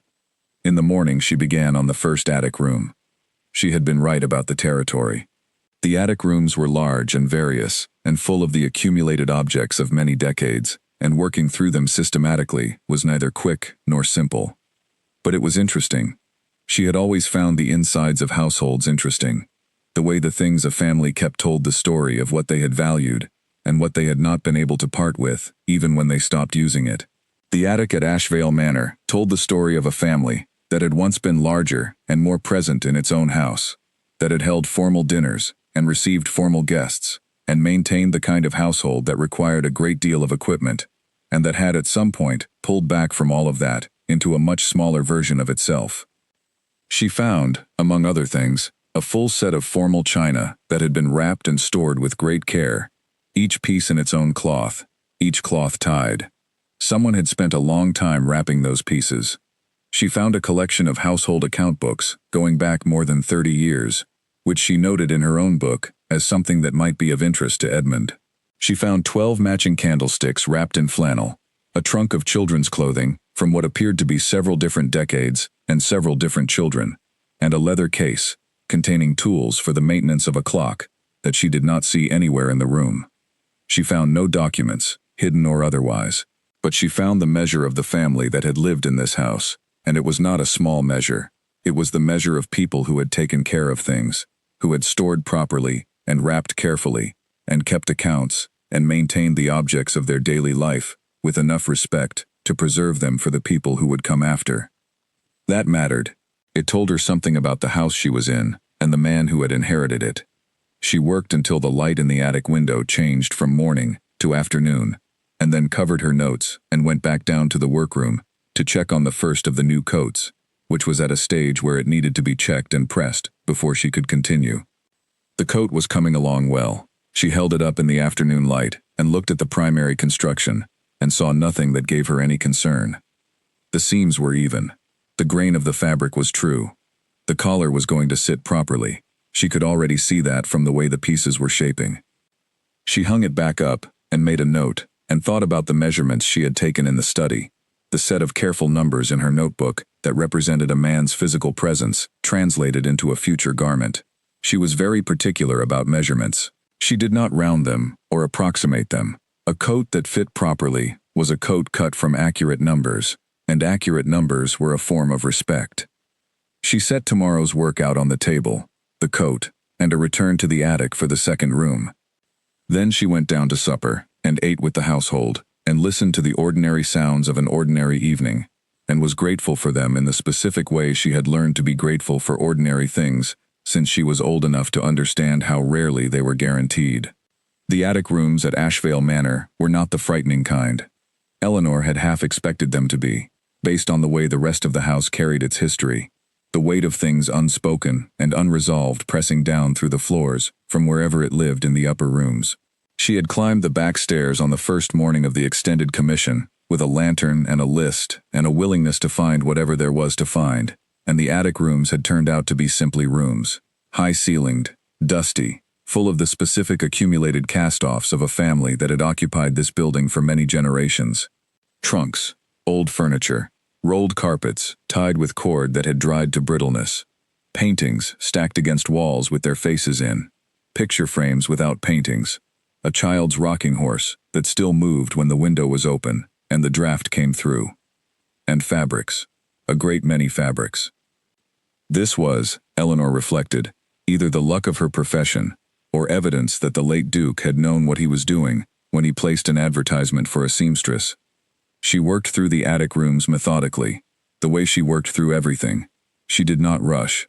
She did not skip corners.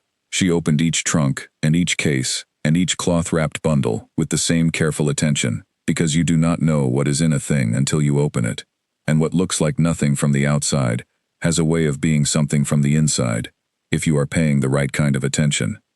The first attic room held clothing from what appeared to be 40 years ago, the formal wear of the previous generation, heavy with the particular cut of an earlier decade.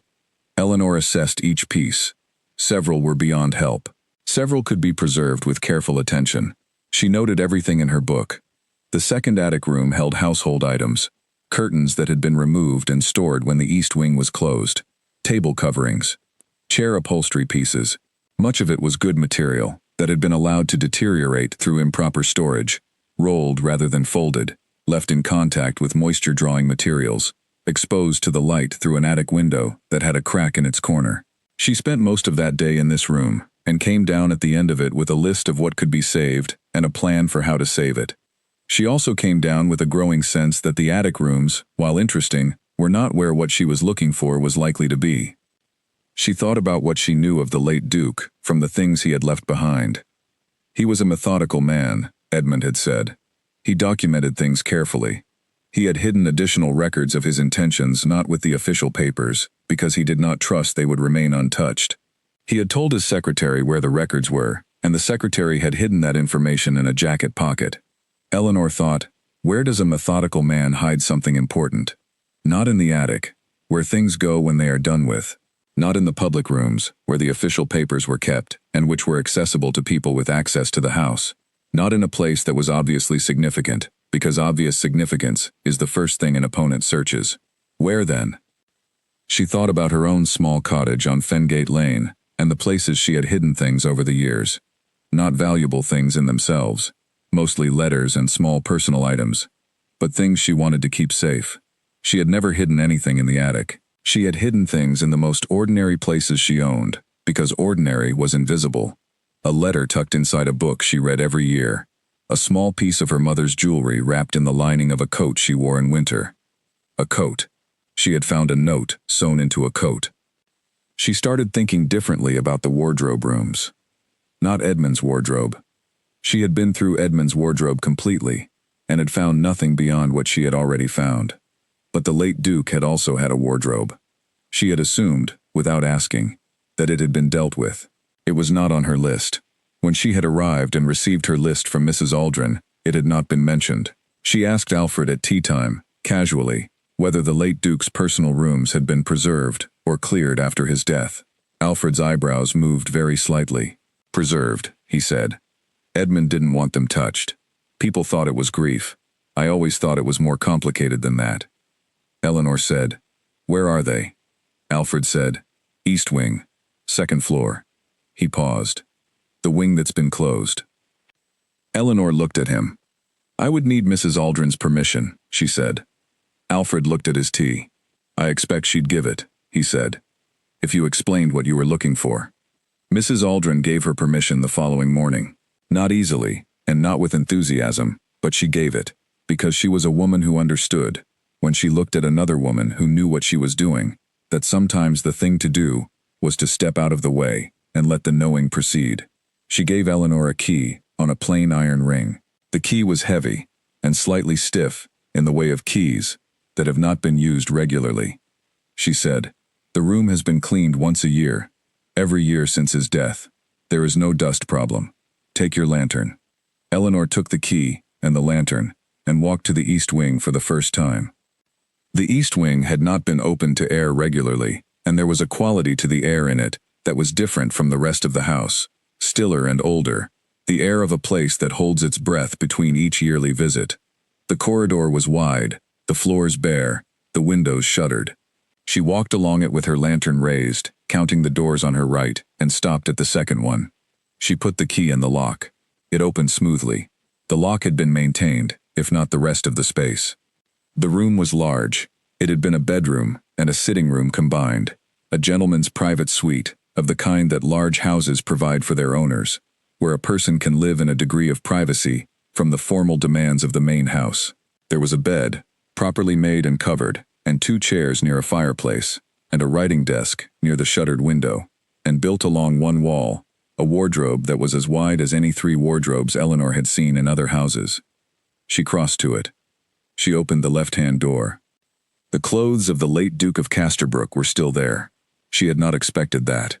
She had imagined, somehow, that the room would feel abandoned, that the contents would be reduced or rearranged. Instead it felt, in the particular eerie way of preserved rooms, like a place that was still being used by someone who was not there. She stood in front of the wardrobe and looked. She took out the first coat, black wool, formal. She assessed it in the way she assessed everything, with her hands and her eyes, turning it, feeling the seams, examining the lining. Nothing unusual. She put it back and took out the next one. She worked through the wardrobe methodically, each coat, each jacket, each waistcoat, each pair of trousers, taking each item out, examining it fully, returning it. It took most of the morning. She found nothing in the first wardrobe section. She opened the right-hand door. Here were the everyday clothes, the older pieces, the things worn more and preserved less carefully. She began at the top and worked down, and she was 3/4 of the way through when she found it. It was not in a coat lining. It was not hidden in a pocket. It was more direct than that, which was, she thought afterward, exactly right for a methodical man who had planned ahead. He had hidden it in the place that was most obvious to someone looking carefully, and least obvious to someone searching for documents. Between two plain shirts, folded the same way as the shirts, the same width, and the same careful fold, was a piece of heavy paper. Not a single paper. A folded package of papers, several sheets, folded together and tied with the same narrow ribbon that the shirts were tied with, the same dark blue, as if it belonged there. Eleanor lifted it out. She held it in her lantern light and looked at it. She did not open it. It was not addressed to anyone, and it was not hers to open. She held it and felt the weight of it, which was the weight of several folded sheets written closely on both sides. She could feel the impression of the writing through the paper. Her hands, which were very sensitive from years of feeling textures that other hands would not distinguish, told her that the paper was good quality, that it had been here for some time but not long enough to deteriorate, and that whoever had folded it had done it carefully and with intent.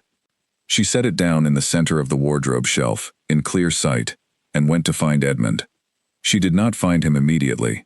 She found Mrs. Aldrin, who was in the kitchen issuing instructions to Nell about the afternoon, and who looked at Eleanor's face and said, without preamble, "What have you found?" Eleanor told her. Mrs. Aldrin said nothing for a moment. Then she turned to Nell and said, "The rest can wait," and walked with Eleanor back through the house to the east wing, without another word. They stood together in the late Duke's room, and Mrs. Aldrin looked at the folded papers on the shelf, and she did something that Eleanor had not seen her do in all the weeks at Ashvale Manor. She put one hand over her mouth.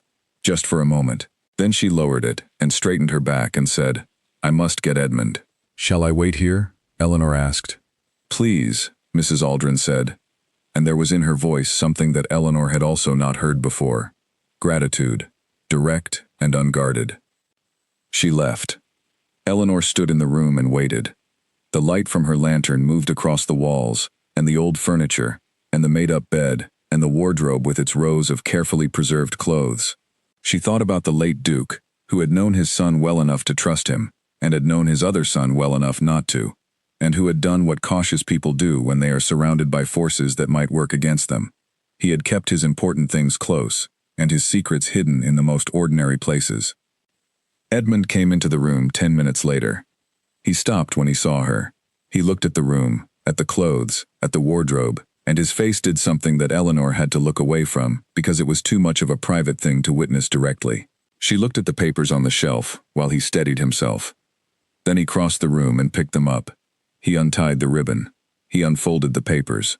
He stood in the lantern light of his dead father's room and read, and Eleanor stood near the door and did not speak and did not move, because there was nothing useful she could say or do, and the most important thing she could offer right now was the simple fact of not leaving. He read for a long time. The papers were many. She could hear the sound of each page turning. Then he stopped. He was very still. He turned to look at her, and she looked back at him, and whatever he saw in her face was apparently enough, because what he said was very simple. "It is all here," he said. "Everything." Eleanor said, "Good." He looked back at the papers. He set down everything. His intentions, the reasoning, his assessment of Callum's character, and what he expected Callum would do after the will was read. He turned one of the sheets over. He had it witnessed. "There are 2 signatures here from men I know, men still living, who will confirm this is their hand." He stopped again. He hid it where the only person likely to find it was a woman who knew how to look at clothes. Eleanor said, "Or a seamstress." He looked at her. "He did not know me," she said, "but he knew someone would come eventually to deal with the wardrobe. That is a thing that always happens. The clothes of people who have gone are always, eventually, attended to." Edmund looked at the papers in his hands. Then, very quietly, he said, "He knew me well enough to know I would not change things in this room. that I would leave it as it was until someone had a proper reason to be in it. Eleanor thought about the notice on the church door, the advertisement with no signature, the specific requirements, experienced, indefinite commission. Come to the East Gate. She thought about how the pieces of a thing look like chance until you see the full picture, and then they look like planning. She said, "Your father was a careful man." "Yes," Edmund said. "He was." He folded the papers with the same care they had been folded with. He tied the ribbon. He held them in both hands and stood in the room for a moment longer, and then he looked at Eleanor with the full, unguarded look that she had seen only once before, in the study on the morning of the measurements, and said, "I do not know how to thank you for this." Eleanor said, "You can send the papers to your solicitor." He almost smiled. It was very close to a smile, closer than anything she had seen from him before. "Tonight," he said. "I will send them tonight." She nodded. She picked up her lantern. She walked to the door. She stopped, because this was a pattern with this room and this man, that she always stopped at the door. "Eleanor." She turned. He was looking at her with the papers in his hands, and the lantern light between them, and she thought, this is a moment that means something. She did not know yet what it meant. She only knew that it did. "Thank you," he said. She went back to the workroom. She sat down at the table and picked up the nearest piece of work and set it down again and sat quietly for a while, with her hands in her lap, thinking about what had just happened and being very honest with herself about what she felt about it. She was a sensible woman. She knew her position. She also knew that she had not felt quite so fully awake, quite so completely like herself, in a very long time. She picked up her work and began. What she was working on was the second of the 2 new coats, which was in a darker navy than the first. She had cut it 2 days ago and had the body seams joined and pressed, and was now working on the collar, which was the part of a coat that required the most care, because a collar that sat wrong ruined everything that was right about everything else. She worked through the afternoon with the particular concentration that difficult work requires, and it was good for her, because it kept her hands occupied and her eyes focused on something specific, and her mind from going over and over the same ground in circles. She had always found that the best way to think about something important was to let it sit at the edge of your attention, while your hands did something they already knew. The hands work, and the mind settles, and eventually, the thing you were trying to think clearly about becomes clear without the effort of forcing it. She was almost finished with the collar when Alfred came with the evening tea, an hour later than usual, which suggested that the house had been occupied with other things, and the regular schedule had been quietly set aside. He said, without sitting down, "He sent a letter to Harwick." Eleanor looked up. "Today?" "Took it to the post himself. George drove him." Alfred set the tea things down on the side table. "He hasn't left the grounds in 3 weeks. Before today." Eleanor thought about this. Edmund driving to the post himself, rather than sending Alfred with the letter, meant he did not want anyone in the household to know the exact contents, which meant it was significant. It also meant that finding the documents had moved him to action that day, the same day. He had not waited. He had not sat with it overnight. She said, "Is that a good sign?" Alfred picked up the tray he had brought the old tea things out on, which he had not yet collected. "I think so," he said. "He has spent a long time waiting. Moving feels better than waiting, in my experience." He left. Eleanor finished the collar. She pressed it and held it up in the lamplight and assessed it from every angle, tilting it and turning it, looking for the places where a poor result would show itself first. She found none. The collar sat correctly, evenly, with the right line and the right weight. It would look well on the coat. She folded it carefully and set it with the rest of the pieces for assembly tomorrow, and then she cleaned her workspace and turned down the lamp and stood at the window for a moment before she went to bed. Outside, the grounds were dark. The moor beyond the wall was darker still. There were no lights in the east wing, because the east wing was still shuttered, but the study on the first floor was lit, as it almost always was. She thought about the late Duke, who had trusted his house with the most important thing he had, folded between shirts, waiting for the right pair of eyes. She thought about the kind of faith that required, not faith in a person, but faith in a process, in the idea that the right things, given enough time and the right conditions, find the right people. She had found them. She was glad. She went to bed. In the morning, everything was still there. The coat, the workroom, the house, the steady lamp in the study window. She put on her apron and lit her own lamp and went back to work. The solicitor's name was Mr. Harwick, and he arrived from Norwich by the first train on Thursday. Eleanor heard about this not directly but through the chain of information that moved through a household the way water moves through stone, slowly and sideways and inevitably. Alfred told Mrs. Gill at breakfast. Mrs. Gill told Nell while they were making beds. Nell mentioned it to Eleanor while bringing fresh towels to the workroom, and Eleanor noted it and said nothing and went on with her work. She was making the first of the 2 new coats. The fabric she had ordered had arrived on Monday as promised. A dark charcoal gray broadcloth of very good weight, which she had assessed with great care before buying it. She cut it on Tuesday morning, paper patterns pinned to cloth, and spent Tuesday afternoon and all day Wednesday on the primary construction. By Thursday she had a half-made coat on the work table, the main seams joined and pressed, the collar cut, and waiting to be set. She worked while the solicitor met with Edmund in the study. The meeting lasted 3 hours. She knew, because Alfred's tea rounds told time as reliably as a clock, and he brought the morning tea, and then the midday food, and when he brought the afternoon tea, he said, on his way out of the workroom, "Mr. Harwick says we have a very strong case." His exact words. Eleanor said in the collar. The documents her father had prepared were, according to what filtered through the household over the next 2 days, comprehensive. They were not a simple statement of intent. They were a detailed record, dated, witnessed, and written in the precise hand of a man who had spent years in the management of a large estate and knew exactly how to construct an argument that would hold up in a formal setting. They described the late Duke's reasoning for the will as written. They assessed Callum's character with a directness that the official will had not employed. They addressed, specifically, the possibility that Callum would pursue a legal challenge based on claims about Edmund's capacity, and refuted those claims on grounds of documented evidence covering several years of Edmund's management decisions, each noted with dates and outcomes. The late Duke had, in effect, written Edmund's defense before Edmund had known he would need one. Edmund sent a message to Callum's lawyers the same day.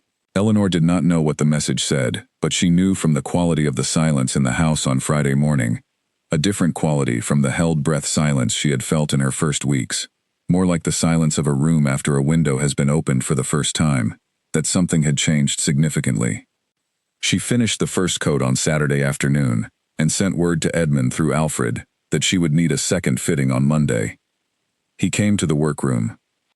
This time he came all the way in, which was not what she had expected, and he sat in the chair near the door that Alfred usually occupied, and he watched her work for a moment, while she finished pressing a seam, before she set the coat aside and looked at him. He said, "Harwick thinks this can be resolved within the month." Eleanor said, "That is very fast." The documents change everything. Without them, Callum had a genuine legal foothold. With them, he is left with nothing but the claim itself, and a claim without supporting evidence is a great deal easier to address. He paused. He will not find it easy to proceed. Harwick is going to make very clear to his lawyers that if they continue, the full contents of my father's documentation will be made available to the relevant parties. That is not something Callum will want. Eleanor said, because it includes your father's direct assessment of his character. Among other things. He looked at the half-made coat on the table. Is that one of the new ones? The first. I need to fit it on Monday, and then I can complete it. He stood and came over to the table and looked at the coat. He was close enough that she was very conscious of his proximity, which she noted with the part of her mind that was observational, and then firmly set aside. "Gray," he said. "I thought it would be more useful than another black," Eleanor said. "You have 3 black formal coats, now that I have repaired them. You did not have anything suitable for everyday outdoor wear in a color that is not black." He looked at her. "You thought about what was missing from the wardrobe." "That is part of the job," she said. "A wardrobe is a collection. The collection should work together. What you had before was a great many formal pieces, most in poor condition, and very little that served ordinary use well." He was quiet for a moment. Then he said, "No one has thought about the wardrobe as a collection before." "Well," Eleanor said, "I have been thinking about it." He sat down in the chair again. It was a thing that struck her, because he had never done it before. come into her workroom, and simply sat in it. He had always been at the door, at the edge.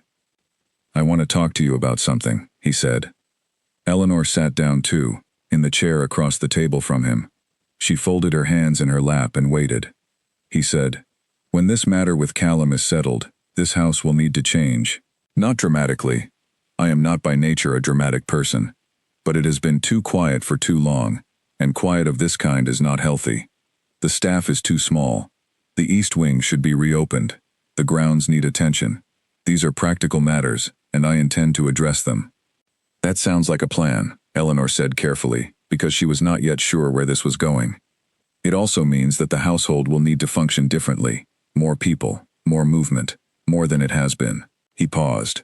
"Mrs. Aldrin has indicated that she is getting older and would welcome a reduction in her responsibilities, which means the household management will need restructuring." Eleanor said, "I see." He looked at his hands.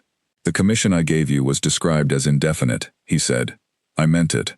There will always be work here for someone with your skills, and more work as the house comes back to life. If you chose to make this a permanent arrangement, I would not find that unwelcome." He stopped. He looked at her directly. "I am saying this badly," Eleanor said. "You are saying it clearly enough."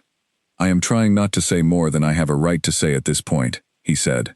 "I am trying to say only what is accurate and what is real." He looked at the coat on the table. "I do not know you very well. I know what I have seen of you in 6 weeks, which is a person who does her work very well, and who has, without any obligation to do so, paid attention to this house and this household in a way that has made a material difference to my situation." He paused again. "I am aware that is not nothing." Eleanor said, "It is not nothing." A silence. Not uncomfortable. The good kind of silence. The one that a conversation settles into when both people in it have said something true and are giving it room. "I need to go home," Eleanor said. "Not immediately, but soon. My mother has been without me for 6 weeks. I need to see how she is, and to make arrangements that are not temporary if I am going to be away longer." "Of course," he said. "Of course." "And I need to think," she said, "about what is being offered and what it means. Not because I am uncertain about my answer, but because I am a person who thinks things through before I act on them, and I would not be acting like myself if I did not." He nodded. "That is reasonable." She said, "What is being offered, Edmund, to be completely clear, is a permanent position in your household, as a seamstress and household manager. That is what you are saying." He looked at her steadily. He was, she had learned, a person who looked at things steadily and meant what his eyes said. "Yes," he said, "that is what I am saying. Among other things that I do not yet have the right to say." Eleanor held his gaze for a moment. "I understand," she said. She understood very well. She understood that a man who had spent 2 years being careful about everything, who had been pressured and manipulated and found himself unable to trust the people around him, and who was now, slowly and with great care, beginning to trust again, was not a man who would rush past the careful part. He was telling her, something more is possible. He was also telling her, "I will not say that yet. I will not press. I will wait until there is ground solid enough to stand on." She respected this enormously. She also felt, in the part of herself that she managed to keep separate from the professional part, and the sensible part, and the practical part, a warm, undeniable, and slightly alarming feeling that she was going to have to spend some time with before she could present it to herself honestly. "I will go home Saturday week," she said. "I will stay for as long as I need to. The 2 coats will be finished before then. The attic assessment is complete. The report on the household textiles is in my notebook, and I will leave it with Mrs. Aldrin." "Yes," he said. "All right." He stood. He looked once more at the coat on the table, the gray broadcloth in the low November light, and something in his expression was the closest thing to rest that she had seen in his face since the day she arrived. "Monday for the fitting," he said. "Monday," she agreed. He walked to the door, then he stopped, and she thought, "Of course." "You will come back," he said. It was not quite a question. Eleanor said, "I will come back." And she meant it, which was important, because she did not say things she did not mean, and she had long since stopped promising things she could not guarantee. She meant it the way she meant every stitch, with her whole attention, and with the intention of making it hold. He nodded. He left. Eleanor sat in the workroom alone, in the November afternoon light, and looked at the coat on the table, and thought about what had just happened. She thought about it for about 10 minutes, which was as long as she could spare before she had to get back to work. Then she picked up her needle and got back to work. She had, in the evenings that week, begun a letter to her mother. Not about the legal situation in the house, which was not hers to share. Not about the conversation she had just had, which required time to settle before it could be written down. Just a letter, the kind she wrote home every week, about the quality of the light in the workroom, and the smell of cedar in the east wing, and the meal Mrs. Gill had made on Wednesday that was better than anything she had eaten in months. The small things. The everyday fabric of a life that was, she was beginning to understand, a different life from the one she had been living before she walked through the east gate of Ashvale Manor on a Sunday morning in October. She finished the letter that evening and gave it to Alfred to post. Then she went to bed in her narrow room with its window facing the moor and lay in the dark and listened to the house, which was breathing differently now, more steadily, with less held-breath tension in the walls and floors and the settling timbers. She thought about going home. She thought about her mother's card games and Mrs. Carver's kind visits and the cottage on Fengate Lane with its imperfect roof and imperfect windows. She thought about what it meant to say, "I will come back," and to mean it from a place of genuine choice rather than necessity. She had spent most of her adult life doing things because they were necessary, because the rent was due, because the medicine cost money, because someone had to be the one who stayed and dealt with it.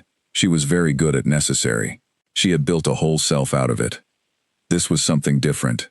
This was choosing to return to a place because she wanted to be there. Because the work was good and the house was, under its long silence, a good house. Because there was a man here who said things carefully and meant them, and who had the look, on his face, of someone beginning to come back to life. She allowed herself, just before she fell asleep, to consider that feeling for a moment, without managing it. Then she slept, for the first time in weeks without waking, all the way through to morning. The days before her departure had a particular quality to them, the quality of things being completed, and other things beginning to take shape.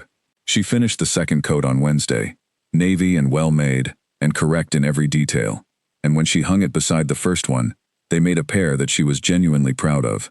Not proud in a showy way, proud in the quiet internal way of someone who has done something as well as she is capable of doing it, and knows it without needing to be told. She spent Thursday on the attic assessment report, writing up her findings from the weeks of storage room work into a document that Mrs. Aldrin could use to make decisions about which pieces to restore and which to properly retire. She was thorough and specific, because a vague report was not useful to anyone. She noted every piece, its condition, the likely cost of repair, and her professional recommendation. She also noted, in a separate section at the end, several items of particular interest that she thought Edmund might want to see before any decisions were made about them. These included a set of formal tablecloths that had belonged to the previous generation and were in remarkable condition, which she thought could be brought back into use.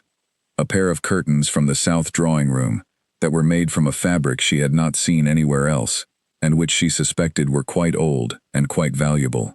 And a child's coat, very small, very fine, made from good wool and trimmed in the style of 50 years ago, which had a name stitched into the collar lining in careful letters.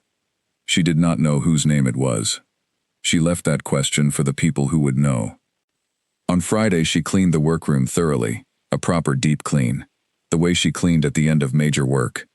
She washed the table surface and cleaned the shelves and sorted her tools and the materials she was leaving behind from the materials she was taking with her. She arranged what she was leaving in a way that made it easy to find and easy to resume when she returned.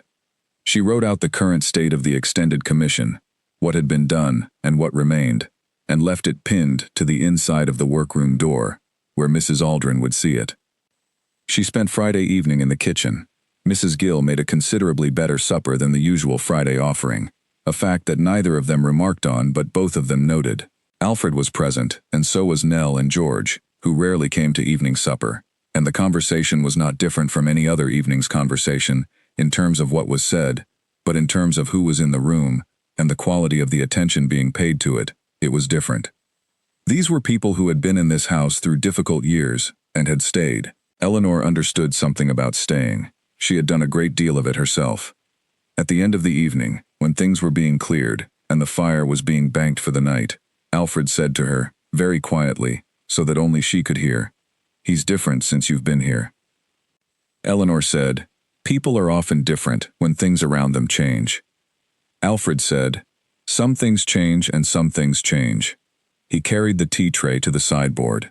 "That's all I'm saying." That was indeed all he said.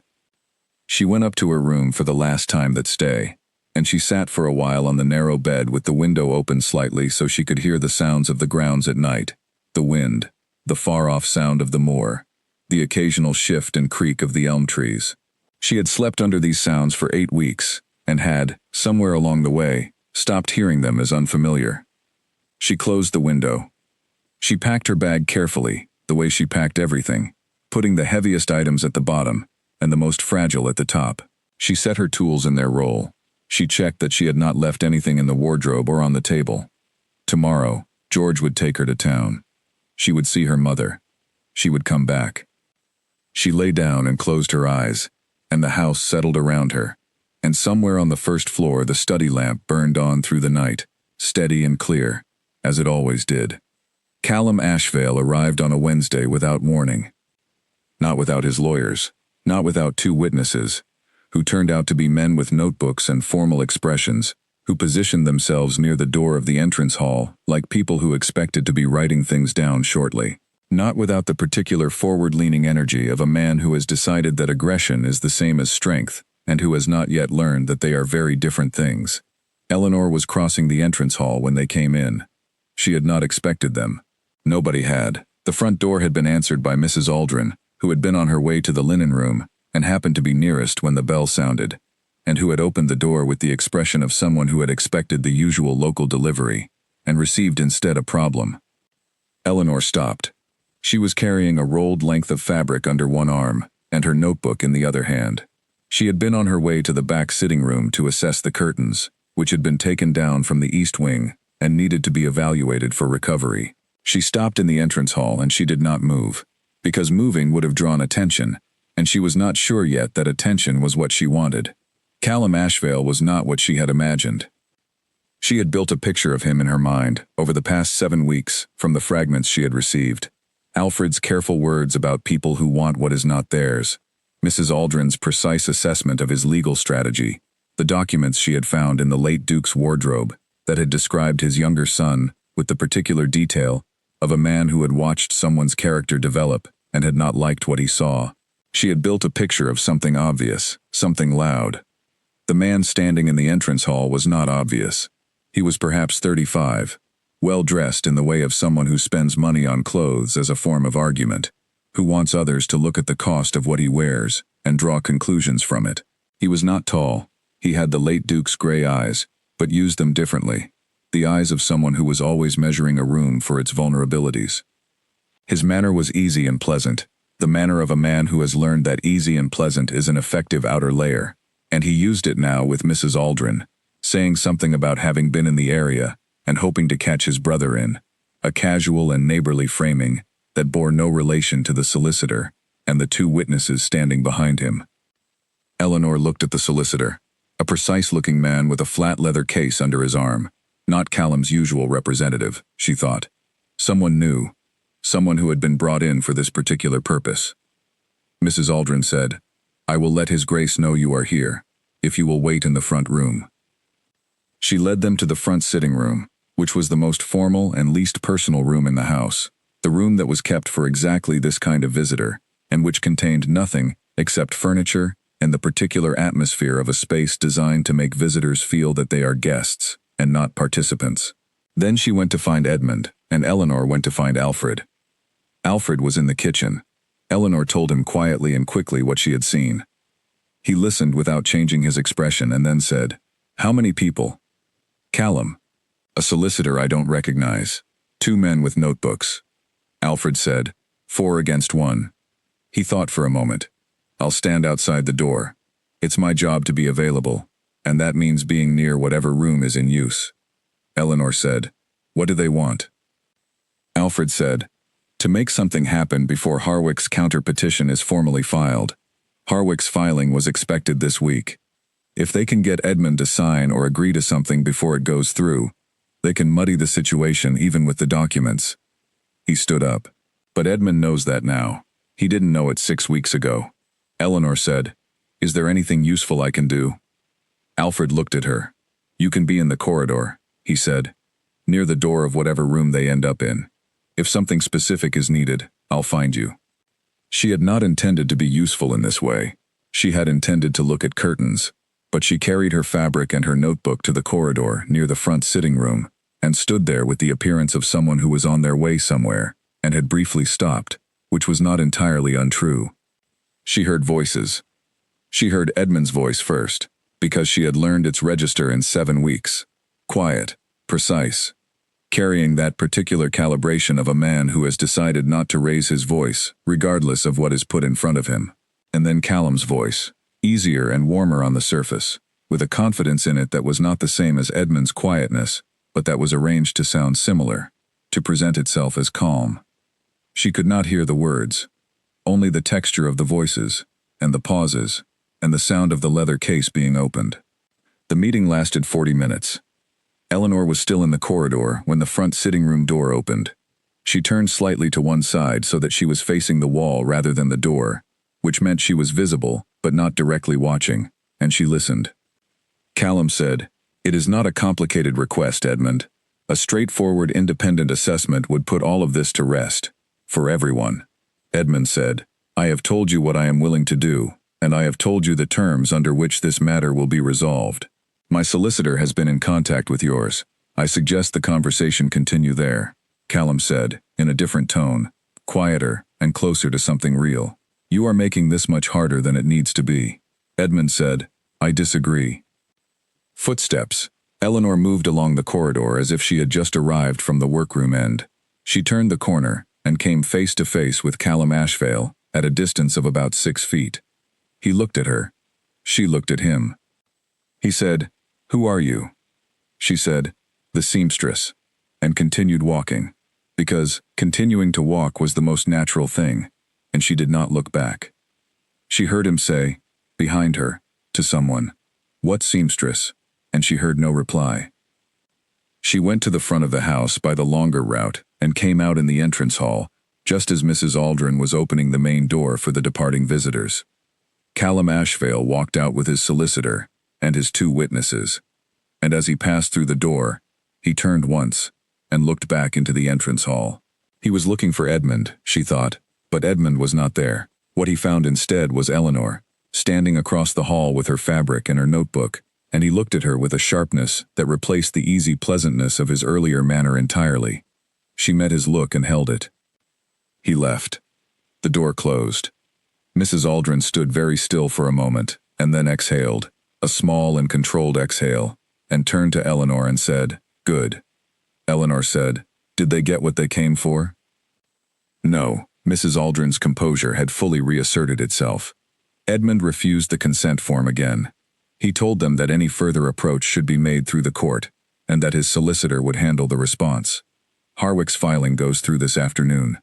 Eleanor said, "What does Callum do now?" Mrs. Aldrin said, "He continues in the court, but the ground has shifted.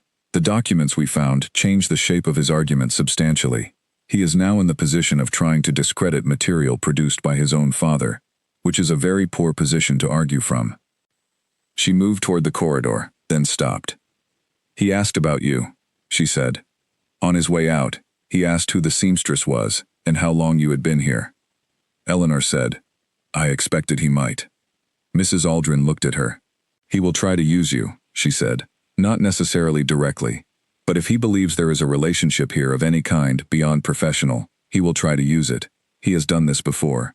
He had the previous housekeeper questioned by his lawyers on the grounds that she had inappropriate influence over Edmund's affairs." Eleanor said, "What happened to her?" "She left. The questioning was not comfortable. She was elderly and not well, and she left because it seemed easier than remaining." Mrs. Aldrin paused. "Mrs. Gill was the cook here before that, and stayed. Alfred stayed. I came after. We are all aware of what we remain." Eleanor absorbed this. She said, "If he questions me, I will answer truthfully. I came here as a seamstress. I have done my job as a seamstress. Everything I have done in this house has been within the proper scope of what I was hired to do." Mrs. Aldrin said, "Some of what you have done is quite some way beyond what a seamstress is normally hired to do." Eleanor said, "I have found things that were in garments that I was hired to repair. I have reported them to the appropriate people in the household. I have repaired the wardrobe to the required standard and extended my work to the rest of the household textiles in accordance with the agreed commission. There is nothing in any of that which would concern a court."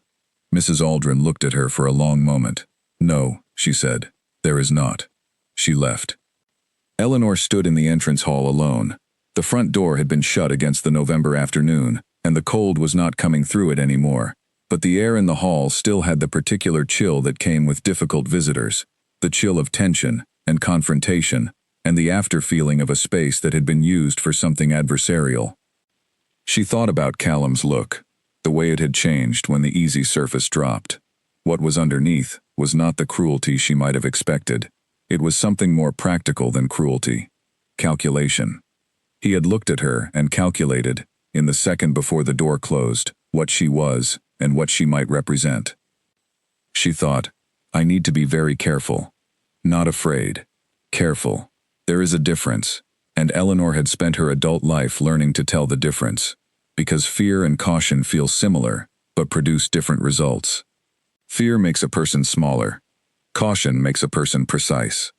She went back to the workroom and picked up the curtain fabric and began her assessment of it. She worked steadily for the rest of the afternoon. Alfred brought tea. Mrs. Gill sent supper to the workroom rather than asking her to the kitchen, which Eleanor understood as a form of protection, of keeping her in the part of the house that was least visible to whatever came next. Edmund came to the workroom at 7 in the evening. He came in all the way and sat in Alfred's chair and looked at the curtain fabric on the table, which Eleanor had been hemming by lamplight, and he said, "You saw him." "In the corridor," Eleanor said, "and in the entrance hall when he left. He asked who you were." "Mrs. Aldrin told me." Edmund was quiet for a moment. "He will use anything he can find. That is who he is. If he becomes aware that you have been involved in any way in recent events here, he will try to discredit what you found and what you did with it." Eleanor said, "I am aware. I don't want what he does to affect you. You came here to do a job." Eleanor set down her needle and looked at him directly. "What I found in this house, I found in the course of doing my job. What I did with what I found is what any responsible person would do. If Lord Callum wishes to take that to a court, let him try." She paused. "I am not frightened of him, Edmund." He looked at her steadily. "I know you are not," he said. "I have noticed that about you from the beginning. You are not frightened of things that most people are frightened of." Eleanor said, "I am frightened of the things worth being frightened of. Losing my mother, being unable to do my work, wasting time on things that cannot be changed." She picked up her needle again. "Callum Ashvale is a man who is trying to take something that is not his. That is his problem, not mine." Edmund was quiet for a long time, long enough that Eleanor worked through 2 more hems in the lamplight without speaking. Then he said, "Harwick's counterpetition went through this afternoon. Alfred said it would. With the documents, we are in a strong position. Harwick believes Callum will reconsider his approach within the coming weeks, when he has had time to understand what the documents contain and what they mean for his case." Eleanor said, "Good. Yes." Edmund said, "Good." He stayed for another few minutes in the chair by the door. It was not an uncomfortable silence. Eleanor worked. He sat. The lamp burned between them. Outside, the November wind moved across the grounds and the moor beyond, and the house, for the first time in many weeks, felt like a house rather than a held breath. Eventually he stood. "You leave Saturday," he said. "Saturday morning." He nodded. "I will have George take you in the cart to the town. It is too far to walk with your bag." Eleanor said, "Thank you." He moved to the door. He stopped. She waited. But he did not say anything this time. He only looked at her, in that steady, unguarded way, and then he went out, and the door closed softly behind him. And Eleanor sat in the lamplight, with her hemming and the quiet house around her, and thought that some things do not need to be said to be real. She had 2 days left. She intended to use them well. The curtain she had been hemming when Callum arrived was part of a large set from the East Wing drawing room. 4 pairs of heavy silk damask that she was repairing systematically from left to right across the window arrangement. She had been working on them for a week, and they were going well.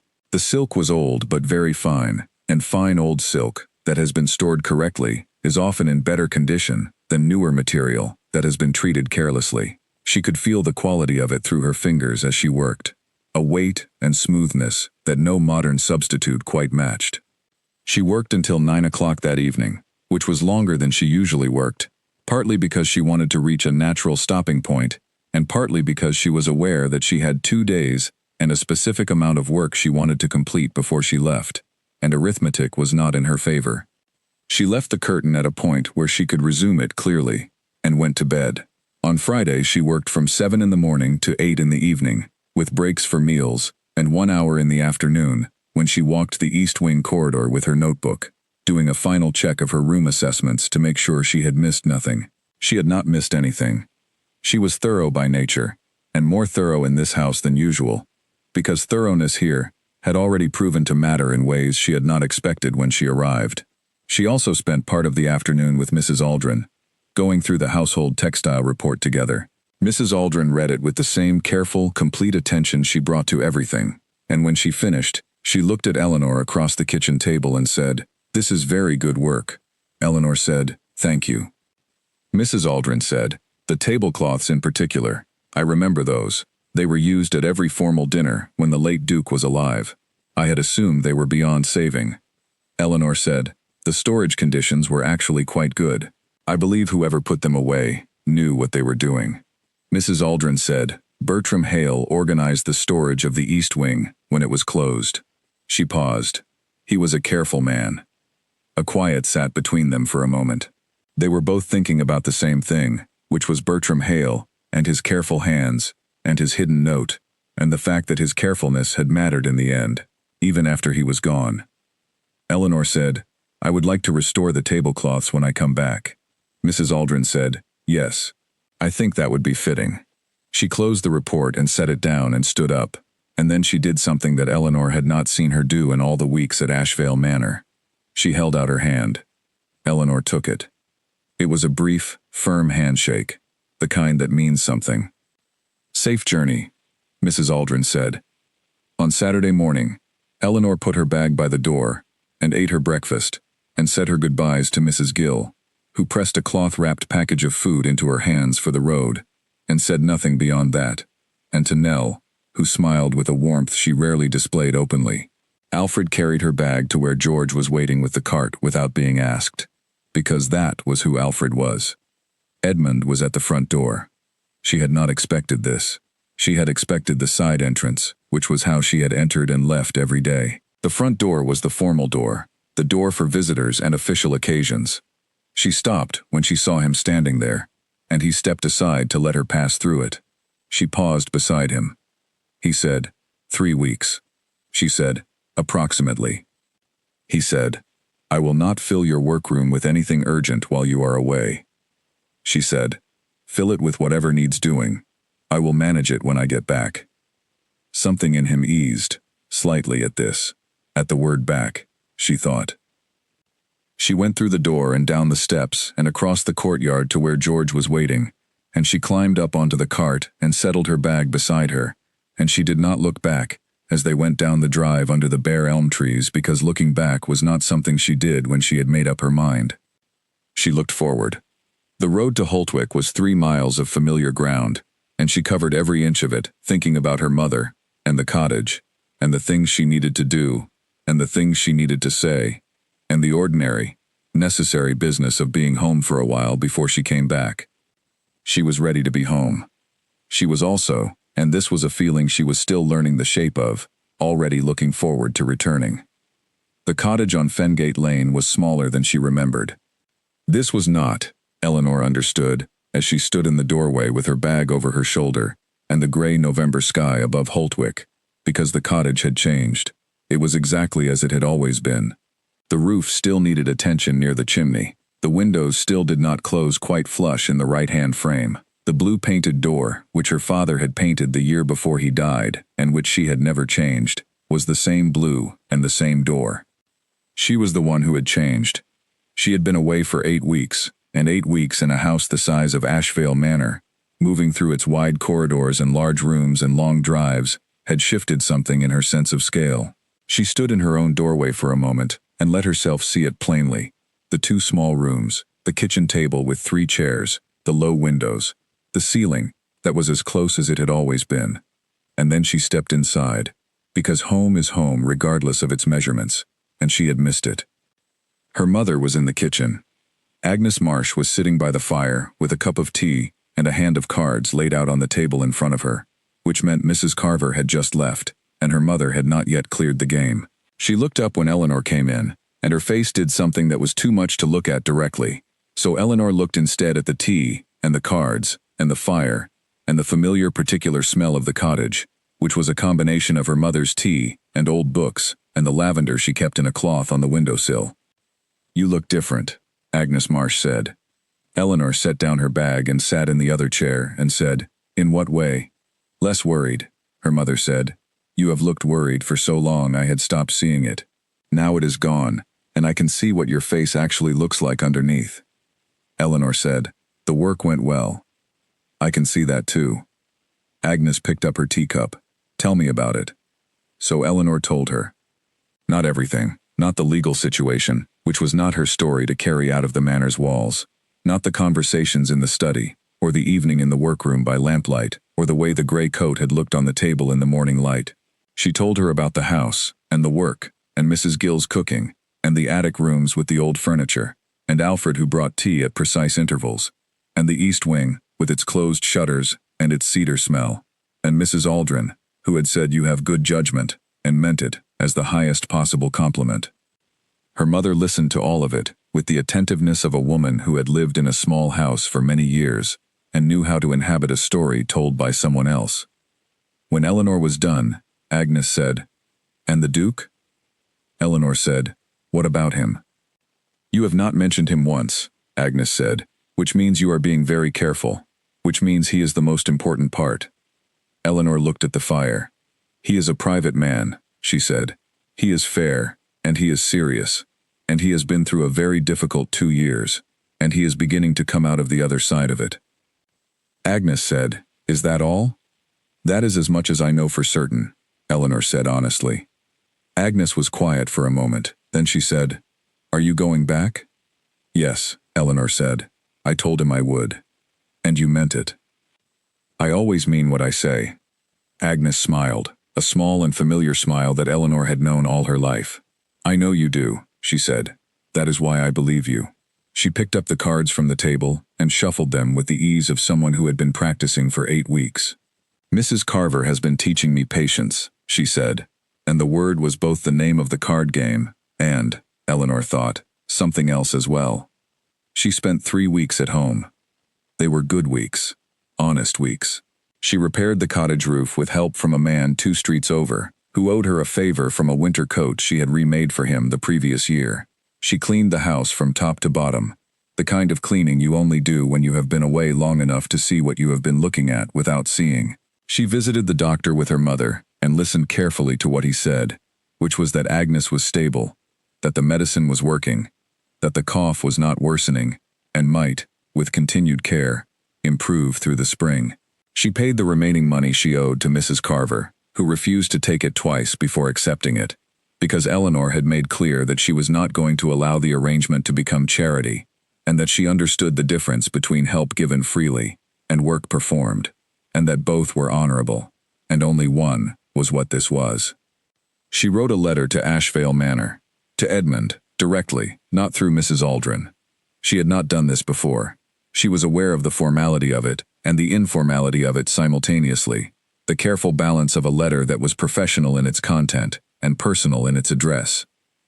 She told him that her mother was well and stable, that the cottage was in better condition than when she had left it, that she expected to be ready to return in approximately 3 weeks' time, and would send word of her specific date when she had arranged matters to her satisfaction. She said that she hoped the legal matter was progressing, as Mr. Harwick had expected. She signed it, Eleanor Marsh, The reply came 8 days later, in Edmund's handwriting. She recognized it from the labels Mrs. Aldrin had used, which Edmund had written himself, a precise and unhurried hand. He said that he was glad her mother was well, that the legal matter was progressing, that Callum's lawyers had formally sought mediation, which Harwick read as a significant shift, an indication that Callum had seen the documents and understood what they meant for his case. He said that he was having the East Wing's shutters repaired, which was something he had intended to do for a long time and had not gotten around to, and that the light in the rooms was very different now. He said that he hoped the journey back would not be too cold, and signed it Edmund Ashvale. It was a proper letter, correct and careful. It also, Eleanor read, because she was attentive, and because she had spent 8 weeks learning to read the spaces around what this particular man said, as much as what he said, contained something underneath its correctness that was not nothing. The East Wing shutters were a small thing, but he had not done it before. He was doing it now, and he had told her about it, and she thought about the light in those closed rooms, coming through for the first time, and what it meant to begin opening things that had been shut. She wrote back on the same day. She said she was glad to hear it. She said that the East Wing rooms, with proper light, were very fine rooms.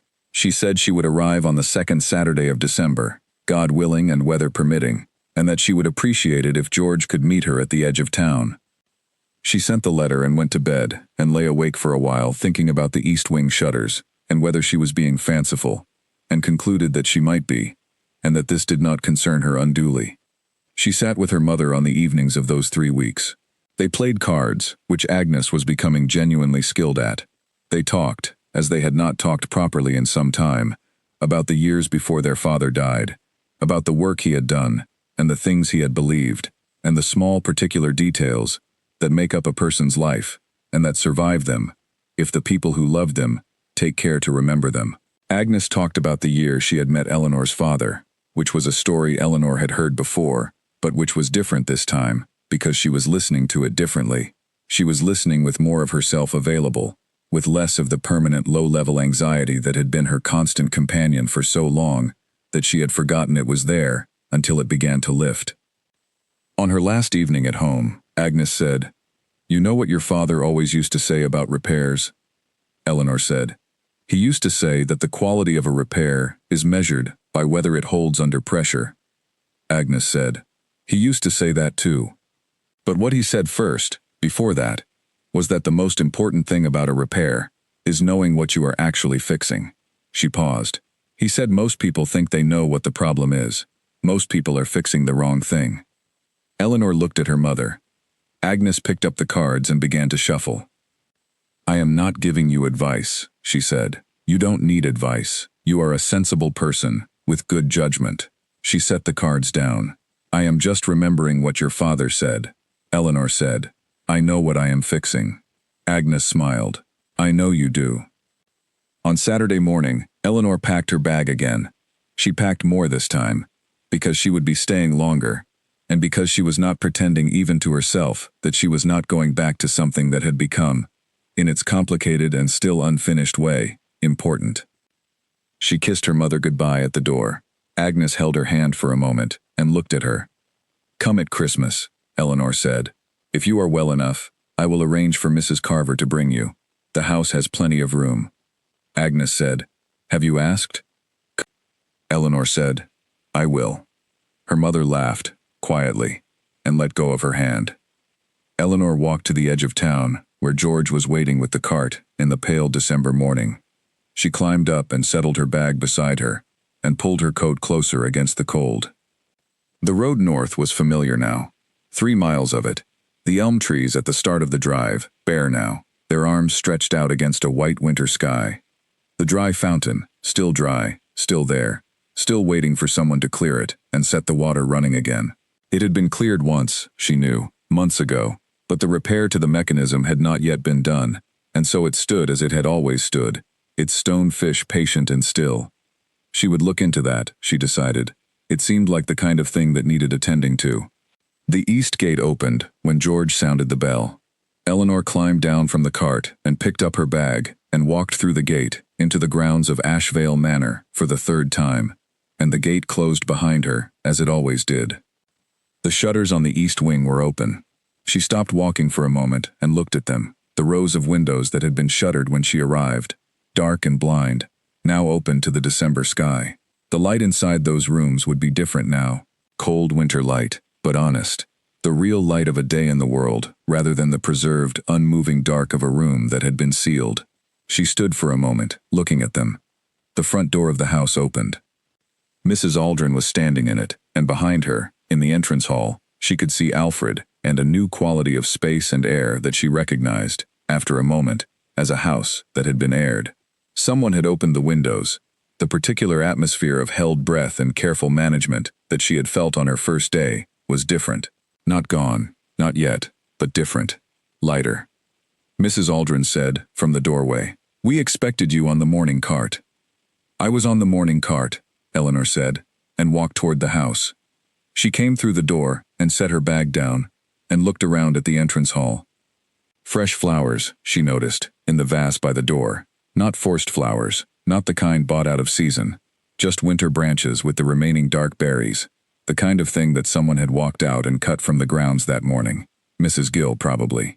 Mrs. Gill expressed things through domestic gestures, the way other people express them through words. "His Grace is in the study," Mrs. Aldrin said. "He said to tell you that there is no hurry, and that you should settle in first, and that he will see you when you are ready." Eleanor picked up her bag. "Tell him I will come when I have put my things away," she said. She went up to her room, which was as she had left it, with the narrow bed, and the washstand, and the window over the moor. She unpacked her bag. She hung her extra dress on the hook behind the door. She set her tools on the table by the lamp. Then she went back downstairs and along the corridor and knocked on the study door. Edmund said, "Come in." She came in. He was standing at the window, which was what she had expected, because he was a person who liked to have something to look at when he was thinking. And the view from the study window over the grounds and toward the moor was the best view in the house. He turned when she came in. He looked at her for a moment. "You came back," he said. Not surprise, more like something settling. "I said I would," Eleanor said. He almost smiled. "Yes," he said, "you did." She crossed the room and sat in one of the chairs by the fire. She had not sat in them before. They were good chairs, solid and well made. The kind that would last another 100 years if they were taken care of. Edmund came and sat in the other one. They sat by the fire in the December afternoon, and Eleanor told him about her mother, and the card games, and the cottage roof, and he told her about the court filing, and the solicitor's letters, and the mediation meeting that was being arranged for the new year, and the east wing, and the shutters, and the plan he had for beginning to restore the fountain in the spring. It was an ordinary conversation. It was also, in the way that things accumulate their meaning over time, rather than all at once, one of the best conversations Eleanor had had in a very long time. When she stood to go and begin her evening work, she was not sad to leave the room. She knew she would be back in it. She stopped at the door. This time, she was the one who stopped. She turned around. He was looking at her from his chair, the firelight on his face, with an expression she had been collecting the pieces of for 8 weeks, and could now, finally, read completely. She said, "My mother would like to come at Christmas, if there is room for her." He said, "There is always room." She nodded and went out, and the door closed gently behind her, and she walked back along the corridor to the workroom, where everything was as she had left it, her tools and her thread, and the smell of cedar and the east-facing windows, and she put on her apron, and lit the lamp, and began. What she began that evening was not the curtains, though she would return to those in the morning. What she began was a new project she had been thinking about since the attic rooms, the set of tablecloths she had assessed in the storage room, the ones that had belonged to the generation before, the ones that Bertram Hale had folded and stored correctly, and which had been waiting since then for someone to bring them back. She had not yet told Mrs. Aldrin that she intended to begin on them that evening, rather than waiting until the next day. Mrs. Aldrin would not mind. Mrs. Aldrin had said herself that the tablecloths mattered. She spread the first one carefully on the table, which she had cleared for the purpose. It was large enough for a 20-seat table at full extension, made from a fine white damask linen that had been pressed before being stored, and had kept its lines. She examined it in the lamplight, running her hands across every inch of it, feeling for the places where the fabric had weakened or the weave had begun to fail. She found 3 small areas that would need attention, nothing severe, nothing beyond skill. She began on the first of them. The evenings at Ashvale Manor in December were long and quiet, in a way that was different from the October evenings she had first known here. The darkness came earlier and stayed later, and the cold was more serious, and the fires in the house burned higher and warmer against it. Eleanor had discovered, in the weeks since her return, that she did some of her best work in the evenings. The house was settled by then, the day's activity done, and the quiet that came with the evening dark had a density to it that was good for close work requiring concentration. She worked on the tablecloth until 11 o'clock, when her eyes told her firmly that they had done enough for one day. She put everything away and turned down the lamp and went up to her room. Agnes arrived on the 21st of December, 3 days before Christmas, in a hired coach that Mrs. Carver had arranged and accompanied her in as far as the edge of the manor grounds, where Eleanor was waiting. Eleanor had not told Edmund exactly what time to expect her mother, so she had gone out at what she thought was approximately the right time and simply waited by the gate, which was not a cold way to spend half an hour, because the December air was still and not windy, and the sky was clear and very high above her, and it was pleasant to stand outside in it and breathe. The coach came around the bend of the road at 2:30. Mrs. Carver helped Agnes down from the coach with the care she gave to everything, and Agnes stood on the road in her good coat and looked at the stone wall of Ashvale Manor and said, "It is larger than I imagined." Eleanor said, "Most things are." Agnes looked at her sideways, a look that meant she had heard something in those words that Eleanor had not intended to put there, or perhaps had intended to put there and had not noticed. Agnes Marsh had always been a perceptive woman. Illness had not changed that. She walked into the house on Eleanor's arm, slowly but without assistance beyond the arm, and Mrs. Gill met them in the kitchen with tea, and the kind of food that said welcome in every language, and Nell took Agnes's bag up to the room that had been prepared, and Alfred brought a second pot of tea without being asked, and the house, which had been quiet for so long, had the quality of a room in which a window has been opened on a fine day. Edmund came to the kitchen that evening to meet Agnes. Eleanor had wondered about this. She had not told him he should come. She had not suggested it. But he appeared in the kitchen doorway at 6 o'clock, when supper was being finished, and he introduced himself to Agnes with a simple courtesy that was exactly right, neither too formal nor too casual, and he sat at the kitchen table for a while and talked with her, and Eleanor sat across from them both and listened. Agnes, who missed very little, asked Edmund about the fountain. She had seen it on the way in and had commented on it to Eleanor, and now she asked him directly, what was its history, and did he intend to repair it? He told her about the fountain, about the mechanism that had failed, about the plan to repair it in the spring. He talked about it more freely than Eleanor had heard him talk about anything in the house, as if the fountain, being something practical and specific, was easier to discuss than the larger things. Agnes listened and then said, "Your father designed the garden in front of it, didn't he? The planting around the basin?" Edmund looked at her with some surprise. "How did you know that?" Agnes said, "My husband knew your father slightly. Years ago. He mentioned it once, that the Duke had designed the garden himself." A quiet sat at the table. Eleanor looked at her mother and thought, Of course Agnes Marsh knew something." Edmund said, "I did not know that." Agnes said, "People often know things about our parents that we don't know ourselves, because they saw them as people rather than as parents." Edmund was quiet for a moment. Then he said, "What did he say about him, your husband?" Agnes said, "That he was a man who paid attention to small things, and that the small things he paid attention to were usually the ones that mattered." The fire settled in the kitchen grate.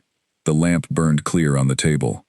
Eleanor looked at Edmund and found that he was already looking at her, and they held that look for a moment over the table with Agnes between them, and Agnes did not appear to notice, which meant she had noticed entirely and was choosing to be occupied with her tea. Eleanor thought, this is what December at Ashvale Manor feels like when it is going well. She had not known until this moment that she had been waiting to find out. Winter at Ashvale Manor was cold, in a specific way, that Eleanor had not experienced in the cottage on Fengate Lane. The cottage was small, and small rooms hold heat in ways that large ones do not. Ashvale Manor was vast and old, and its walls were stone, and stone holds cold the way it holds everything, thoroughly and for a long time. By January, the corridors were icy in the mornings, and the windows on the north-facing side of the house developed patterns of frost on their inner edges that Eleanor found, in an impractical way, very beautiful. She had grown accustomed to the workroom before anything else was warm. Her east-facing windows caught the early sun, and by 8:30, the room was usually comfortable enough to work without keeping her coat on. She had developed the habit of arriving at the workroom very early, before Mrs. Gill had finished breakfast preparations, and while the house was still in its nighttime state, and working in her coat by lamplight until the sun came up properly, and the room heated itself. She was working in this way on the morning of the 14th of January, when she heard the first sounds of the house coming alive around her. The mediation meeting took place on the 14th of January. Eleanor was not present at it. She was in the workroom, where she spent most of her mornings, working on the restoration of a set of curtains from the east wing drawing room, which were made of a heavy silk damask that had survived years of closed darkness remarkably well, and needed only careful cleaning, and the reinforcement of several weak seams to be returned to full use. It was precise work, the kind that required complete attention, and she was grateful for it on that particular morning, because complete attention was easier to sustain than the effort of not thinking about what was happening in the city. Mr. Harwick had gone to the mediation with Edmund. Callum's side had sent their solicitor and a barrister, which Harwick had told Edmund beforehand should be read as a sign that they were taking the meeting seriously and were prepared to negotiate rather than hold their previous position. Serious negotiation, in Harwick's reading, meant that they had understood the documents and had understood what the documents meant for their case. The session was scheduled for 3 hours. Eleanor worked through the morning. Alfred brought tea. Mrs. Gill sent food at noon. The curtains progressed slowly and satisfyingly, the way careful work on good material always did. Edmund and Harwick returned to the manor at 4:30. She heard the carriage. She heard the front door. She heard voices, and then a quiet that was not tense but that had a specific texture she could not immediately read. She set down her work and waited. Alfred came to the workroom door at 5 o'clock. He stood in the doorway and looked at Eleanor and said, in the careful, understated way he had, "It is done." Eleanor put down her needle. "Callum has agreed to withdraw the petition," Alfred said. "Unconditionally, in exchange for a settlement that covers the costs he has incurred, which Edmund has agreed to, because it is less expensive than continuing to fight him, and because it allows the matter to be closed completely, rather than continuing to be open." He paused. "Harwick says it is the best possible outcome." Eleanor sat for a moment. "And Edmund?" she asked. Alfred said, "He asked me to let you know." She was quiet for a moment. Then she said, "Thank you, Alfred." He nodded and went away. She sat in the workroom for a few more minutes, with the curtain fabric in her lap and the lamp burning, and the January dark pressing against the east-facing windows, and she thought about the months since October, and the gate that had opened, and the coat with the torn shoulder, and the note in the jacket lining, and the papers folded between the shirts in a dead man's wardrobe, and all the small things that had accumulated into this moment, the legal matter closed, the house beginning to breathe again, the fountain not yet running, but the mechanism being repaired, and the spring not far off. She thought about what done meant, and what came after it. There are things that end cleanly and leave a clear beginning behind them. This was one of those things, and Eleanor, who had spent her life dealing with the aftermath of things and the practicalities of what came next, felt the particular quality of a moment that is both an ending and something else. She put the curtain fabric down and went to find Edmund. He was in the study, of course he was. She knocked and he said, "Come in," and she came in, and he was standing at the window in the January dark, looking out at the grounds where there was nothing to see, because it was dark, but where the lamp's reflection in the glass gave back the image of the room behind him. He turned when she came in. She looked at him. In 3 months she had learned his face very well, the way you learn the face of someone you look at carefully, over a long period. She could read it now, the way she read fabric, not for what it presented, but for what it held underneath. He was tired, the kind of tired that comes not from a hard day, but from a long, long period of sustained effort, finally releasing its hold. He was also something else, lighter. A man who has been carrying something heavy and has just set it down. Harwick was right, Edmund said. We were in a strong position. Alfred told me. He crossed to the chairs by the fire. He sat. She sat in the other one, as she had in December when she came back. And the fire was between them, and the December conversation had turned into a January one. And many things had changed, and also the chairs were still the same, and they had been sitting in them, on and off, all through the preceding weeks. My father, Edmund said, knew that Callum would do this. He had seen enough of Callum's character over the years to know what he would do when he was disappointed. He was quiet for a moment. What I could not work out, for a long time, was why my father trusted that the situation would resolve itself. He did not leave the documents in the solicitor's hands. He did not arrange for them to be used immediately after his death. He hid them. He trusted that they would be found at the right time. Eleanor said. He trusted the house. Edmund looked at her. He trusted that someone would come to the house, she said. Someone who would look carefully. He trusted that the right moment would arrive in the shape of a person with the right skills. Edmund was quiet for a moment. A seamstress, he said. Or someone like one, Eleanor said. He looked at her with the full, unguarded look that she had been collecting since the first time she saw it in the study, months ago, when she had come to take measurements, and he had told her things he had not told anyone. It was the look of a person who has stopped protecting the inside of himself from the outside world, at least for this moment, in this room. He said, I have been thinking about what comes next. Eleanor said, the fountain. He almost laughed. It was not quite a laugh, but it was very close to one, and it was the most unguarded sound she had heard from him, and it changed his face entirely, and she stored it carefully. In the weeks between January and the spring there was, for the first time in Eleanor's time at Ashvale Manor, a quality of ordinary life in the house that had not been there before. Ordinary life is not dramatic. It does not announce itself. It is simply the quality of days that have a routine and are not threatened by it, that carry their small events and their reasonable requirements, and their evenings that end properly, and their mornings that begin without dread. The legal matter being closed did not change the house overnight. Change in a house, Eleanor had observed in the months she had spent in this one, comes the same way change comes everywhere. Slowly and at the edges first, and then gradually toward the center. She watched it happen around her as she worked. Alfred walked differently. Not quickly, not suddenly, but there was a loosening in him that was visible to her eye now that she had a baseline to compare it with. He had walked very carefully for a long time, the walk of someone monitoring the ground for hazards. He still moved with quietness, because that was who he was, but the monitoring quality was gone. Mrs. Gill began making things that required an extra half-hour of preparation, small details, a sauce that needed tending, a dessert that required specific timing. These were the things a cook makes when she has enough space in the day, when she is not reserving some part of her attention for whether the day will require something from her beyond cooking. Nell hummed sometimes while she worked, very quietly, but Eleanor heard it. And Edmund moved through his own house, as if it was his own house.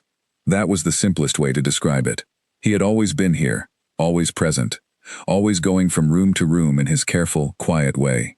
But there had been a quality of held-back permission about it before, a sense that even a man in his own house can feel like a guest in it, if the circumstances are wrong enough. That quality was gone now.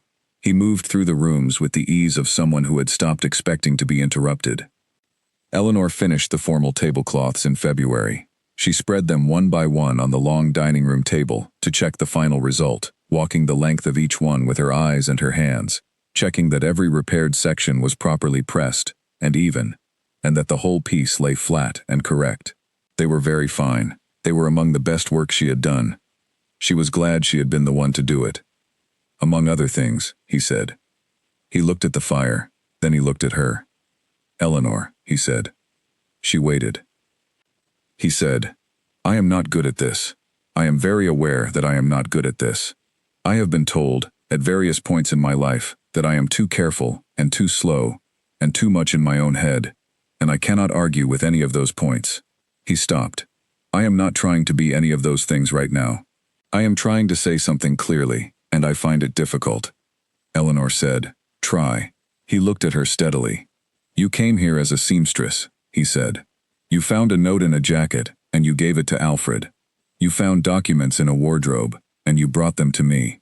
You stayed here through an uncomfortable autumn and a difficult winter, and you kept your head, and you kept your work, and you were never frightened of anything that I could see. And at some point in the middle of all of that, you became the person in this house that I wanted to tell things to." He paused. "That is not a small thing." Eleanor said, "No." He said, "I do not think I am wrong about what I feel. I have been wrong about a great many things in the past 2 years, but I do not think I am wrong about this." Eleanor said, "You are not wrong about it." A pause. Edmund said, "I am aware of the difficulties." "Yes," Eleanor said. "So am I." They sat with the difficulties for a moment. They were real. They were not imaginary difficulties or sentimental ones. The difference between their positions was substantial, and the world they lived in noticed such differences and had opinions about them. She was a seamstress from a 2-room cottage in Holtwick. He was a duke with an estate and a legal history and a seat in the county that carried weight and consequence. These facts did not disappear because 2 people sat by a fire in January and said true things to each other. Eleanor said, "My father used to say that a good repair has to hold under pressure, not just in good conditions." Edmund said, "What does that mean for us?" She looked at him. "It means that what is between us is real, and I know it is real, and I am not going to pretend otherwise. But real things still have to hold, and the only way to know if something holds is to give it the conditions it actually faces." She paused. "I am not afraid of the conditions." Edmund said, "Neither am I." Another pause. He said, quietly, "I would very much like to ask you something properly at some point, when you feel that the time is right. I am not asking now, because now is too soon, and I want to do it correctly." He looked at the fire. "But I want you to know that it is my intention." Eleanor thought about her mother saying, "I am not giving you advice, I am just remembering what your father said." She thought about knowing what you are actually fixing. She thought about the notice on the church door that she had read 3 times in the rain on an October morning, and the coat with the torn shoulder, and the note folded small in the jacket lining, and the papers between the shirts in the East Wing wardrobe, and the months of careful, attentive work that had carried her from one end of the situation to the other. She said, "I know what your intention is." He looked at her. "And I know what my answer will be," she said. He nodded, very slowly. "Good," he said. That was all. That was enough. It was the kind of conversation that is complete in itself, not because everything has been resolved, but because enough has been said to establish what is true, and what is true can be built on. They sat by the fire for a while longer in the January evening. They talked about the fountain, and what the East Wing needed, and whether the elm trees on the drive should be shaped again or left as they were. They talked about Agnes coming in spring, when the weather was better and travel was easier, and Eleanor told him what her mother had said about knowing what you are actually fixing, and he was quiet with that for a moment and then said, "She sounds like a person worth knowing." "She is," Eleanor said. She left the study at 9 o'clock. She walked back along the corridors of Ashvale Manor, which she knew now by feel, every turn, every floorboard, every place where the house settled and spoke. She went up to her room and sat by the window that looked out over the moor. The grounds were dark and cold. The elm trees on the drive were shapes against the sky. The fountain stood where it always stood, dry and still, waiting. In the spring, Edmund had said, the mechanism would be repaired. The water would run again. She had looked at the fountain many times since October, and had understood it, in a way she had not articulated even to herself, as a particular kind of symbol, not a dramatic one. Not a symbol that required anything grand, just the simple fact that something which had been stopped for a long time could, with the right attention and the right hands, and the right willingness to do the work, be made to run again. She knew something about that. On the second Saturday of June in the following year, Eleanor Marsh and Edmund Ashvale were married in St. Cuthbert's Church in Holtwick, the same church where a notice had once been pinned beside the hymn board, between the harvest collection poster and a faded announcement about the winter choir. The ceremony was small, as both of them preferred things. Mrs. Aldrin attended, and Alfred, and Mrs. Gill, and Nell, and George, who wore his best coat and stood very straight. Agnes Marsh sat in the front pew and did not cry until afterward, when she was outside in the June morning, and Eleanor hugged her, and then she cried for a little while. and then straightened up and said it was the light making her eyes water. Mr. Harwick had sent a letter of congratulation 2 weeks before the wedding. The letter from Callum Ashvale, which had arrived some months earlier, was formal and brief, and included no congratulation. Eleanor read it once and put it away, and did not think about it again. The fountain at Ashvale Manor was repaired in April. It ran for the first time in years on a morning in early spring, with the water coming up clear and cold through the stonefish's mouth and falling into the basin below, and Eleanor stood and watched it for a long time, and thought about how strange it was that something could stop for so long, and then, with the right repair, simply begin again. The east wing was fully open by summer. The shutters were fixed and the windows were clear. The curtains Eleanor had spent the winter restoring hung in the drawing room and moved in the air from the open windows, the same silk damask as before, but cared for now, bright with the light that came through every day. The wardrobe at Ashvale Manor, which had been in very poor condition when Eleanor arrived, was in excellent condition. Every garment was sound and properly maintained. There was nothing in it that showed damage from force or strain. It was a collection that worked together, that was adequate to every occasion, that held up under pressure. Eleanor had done that.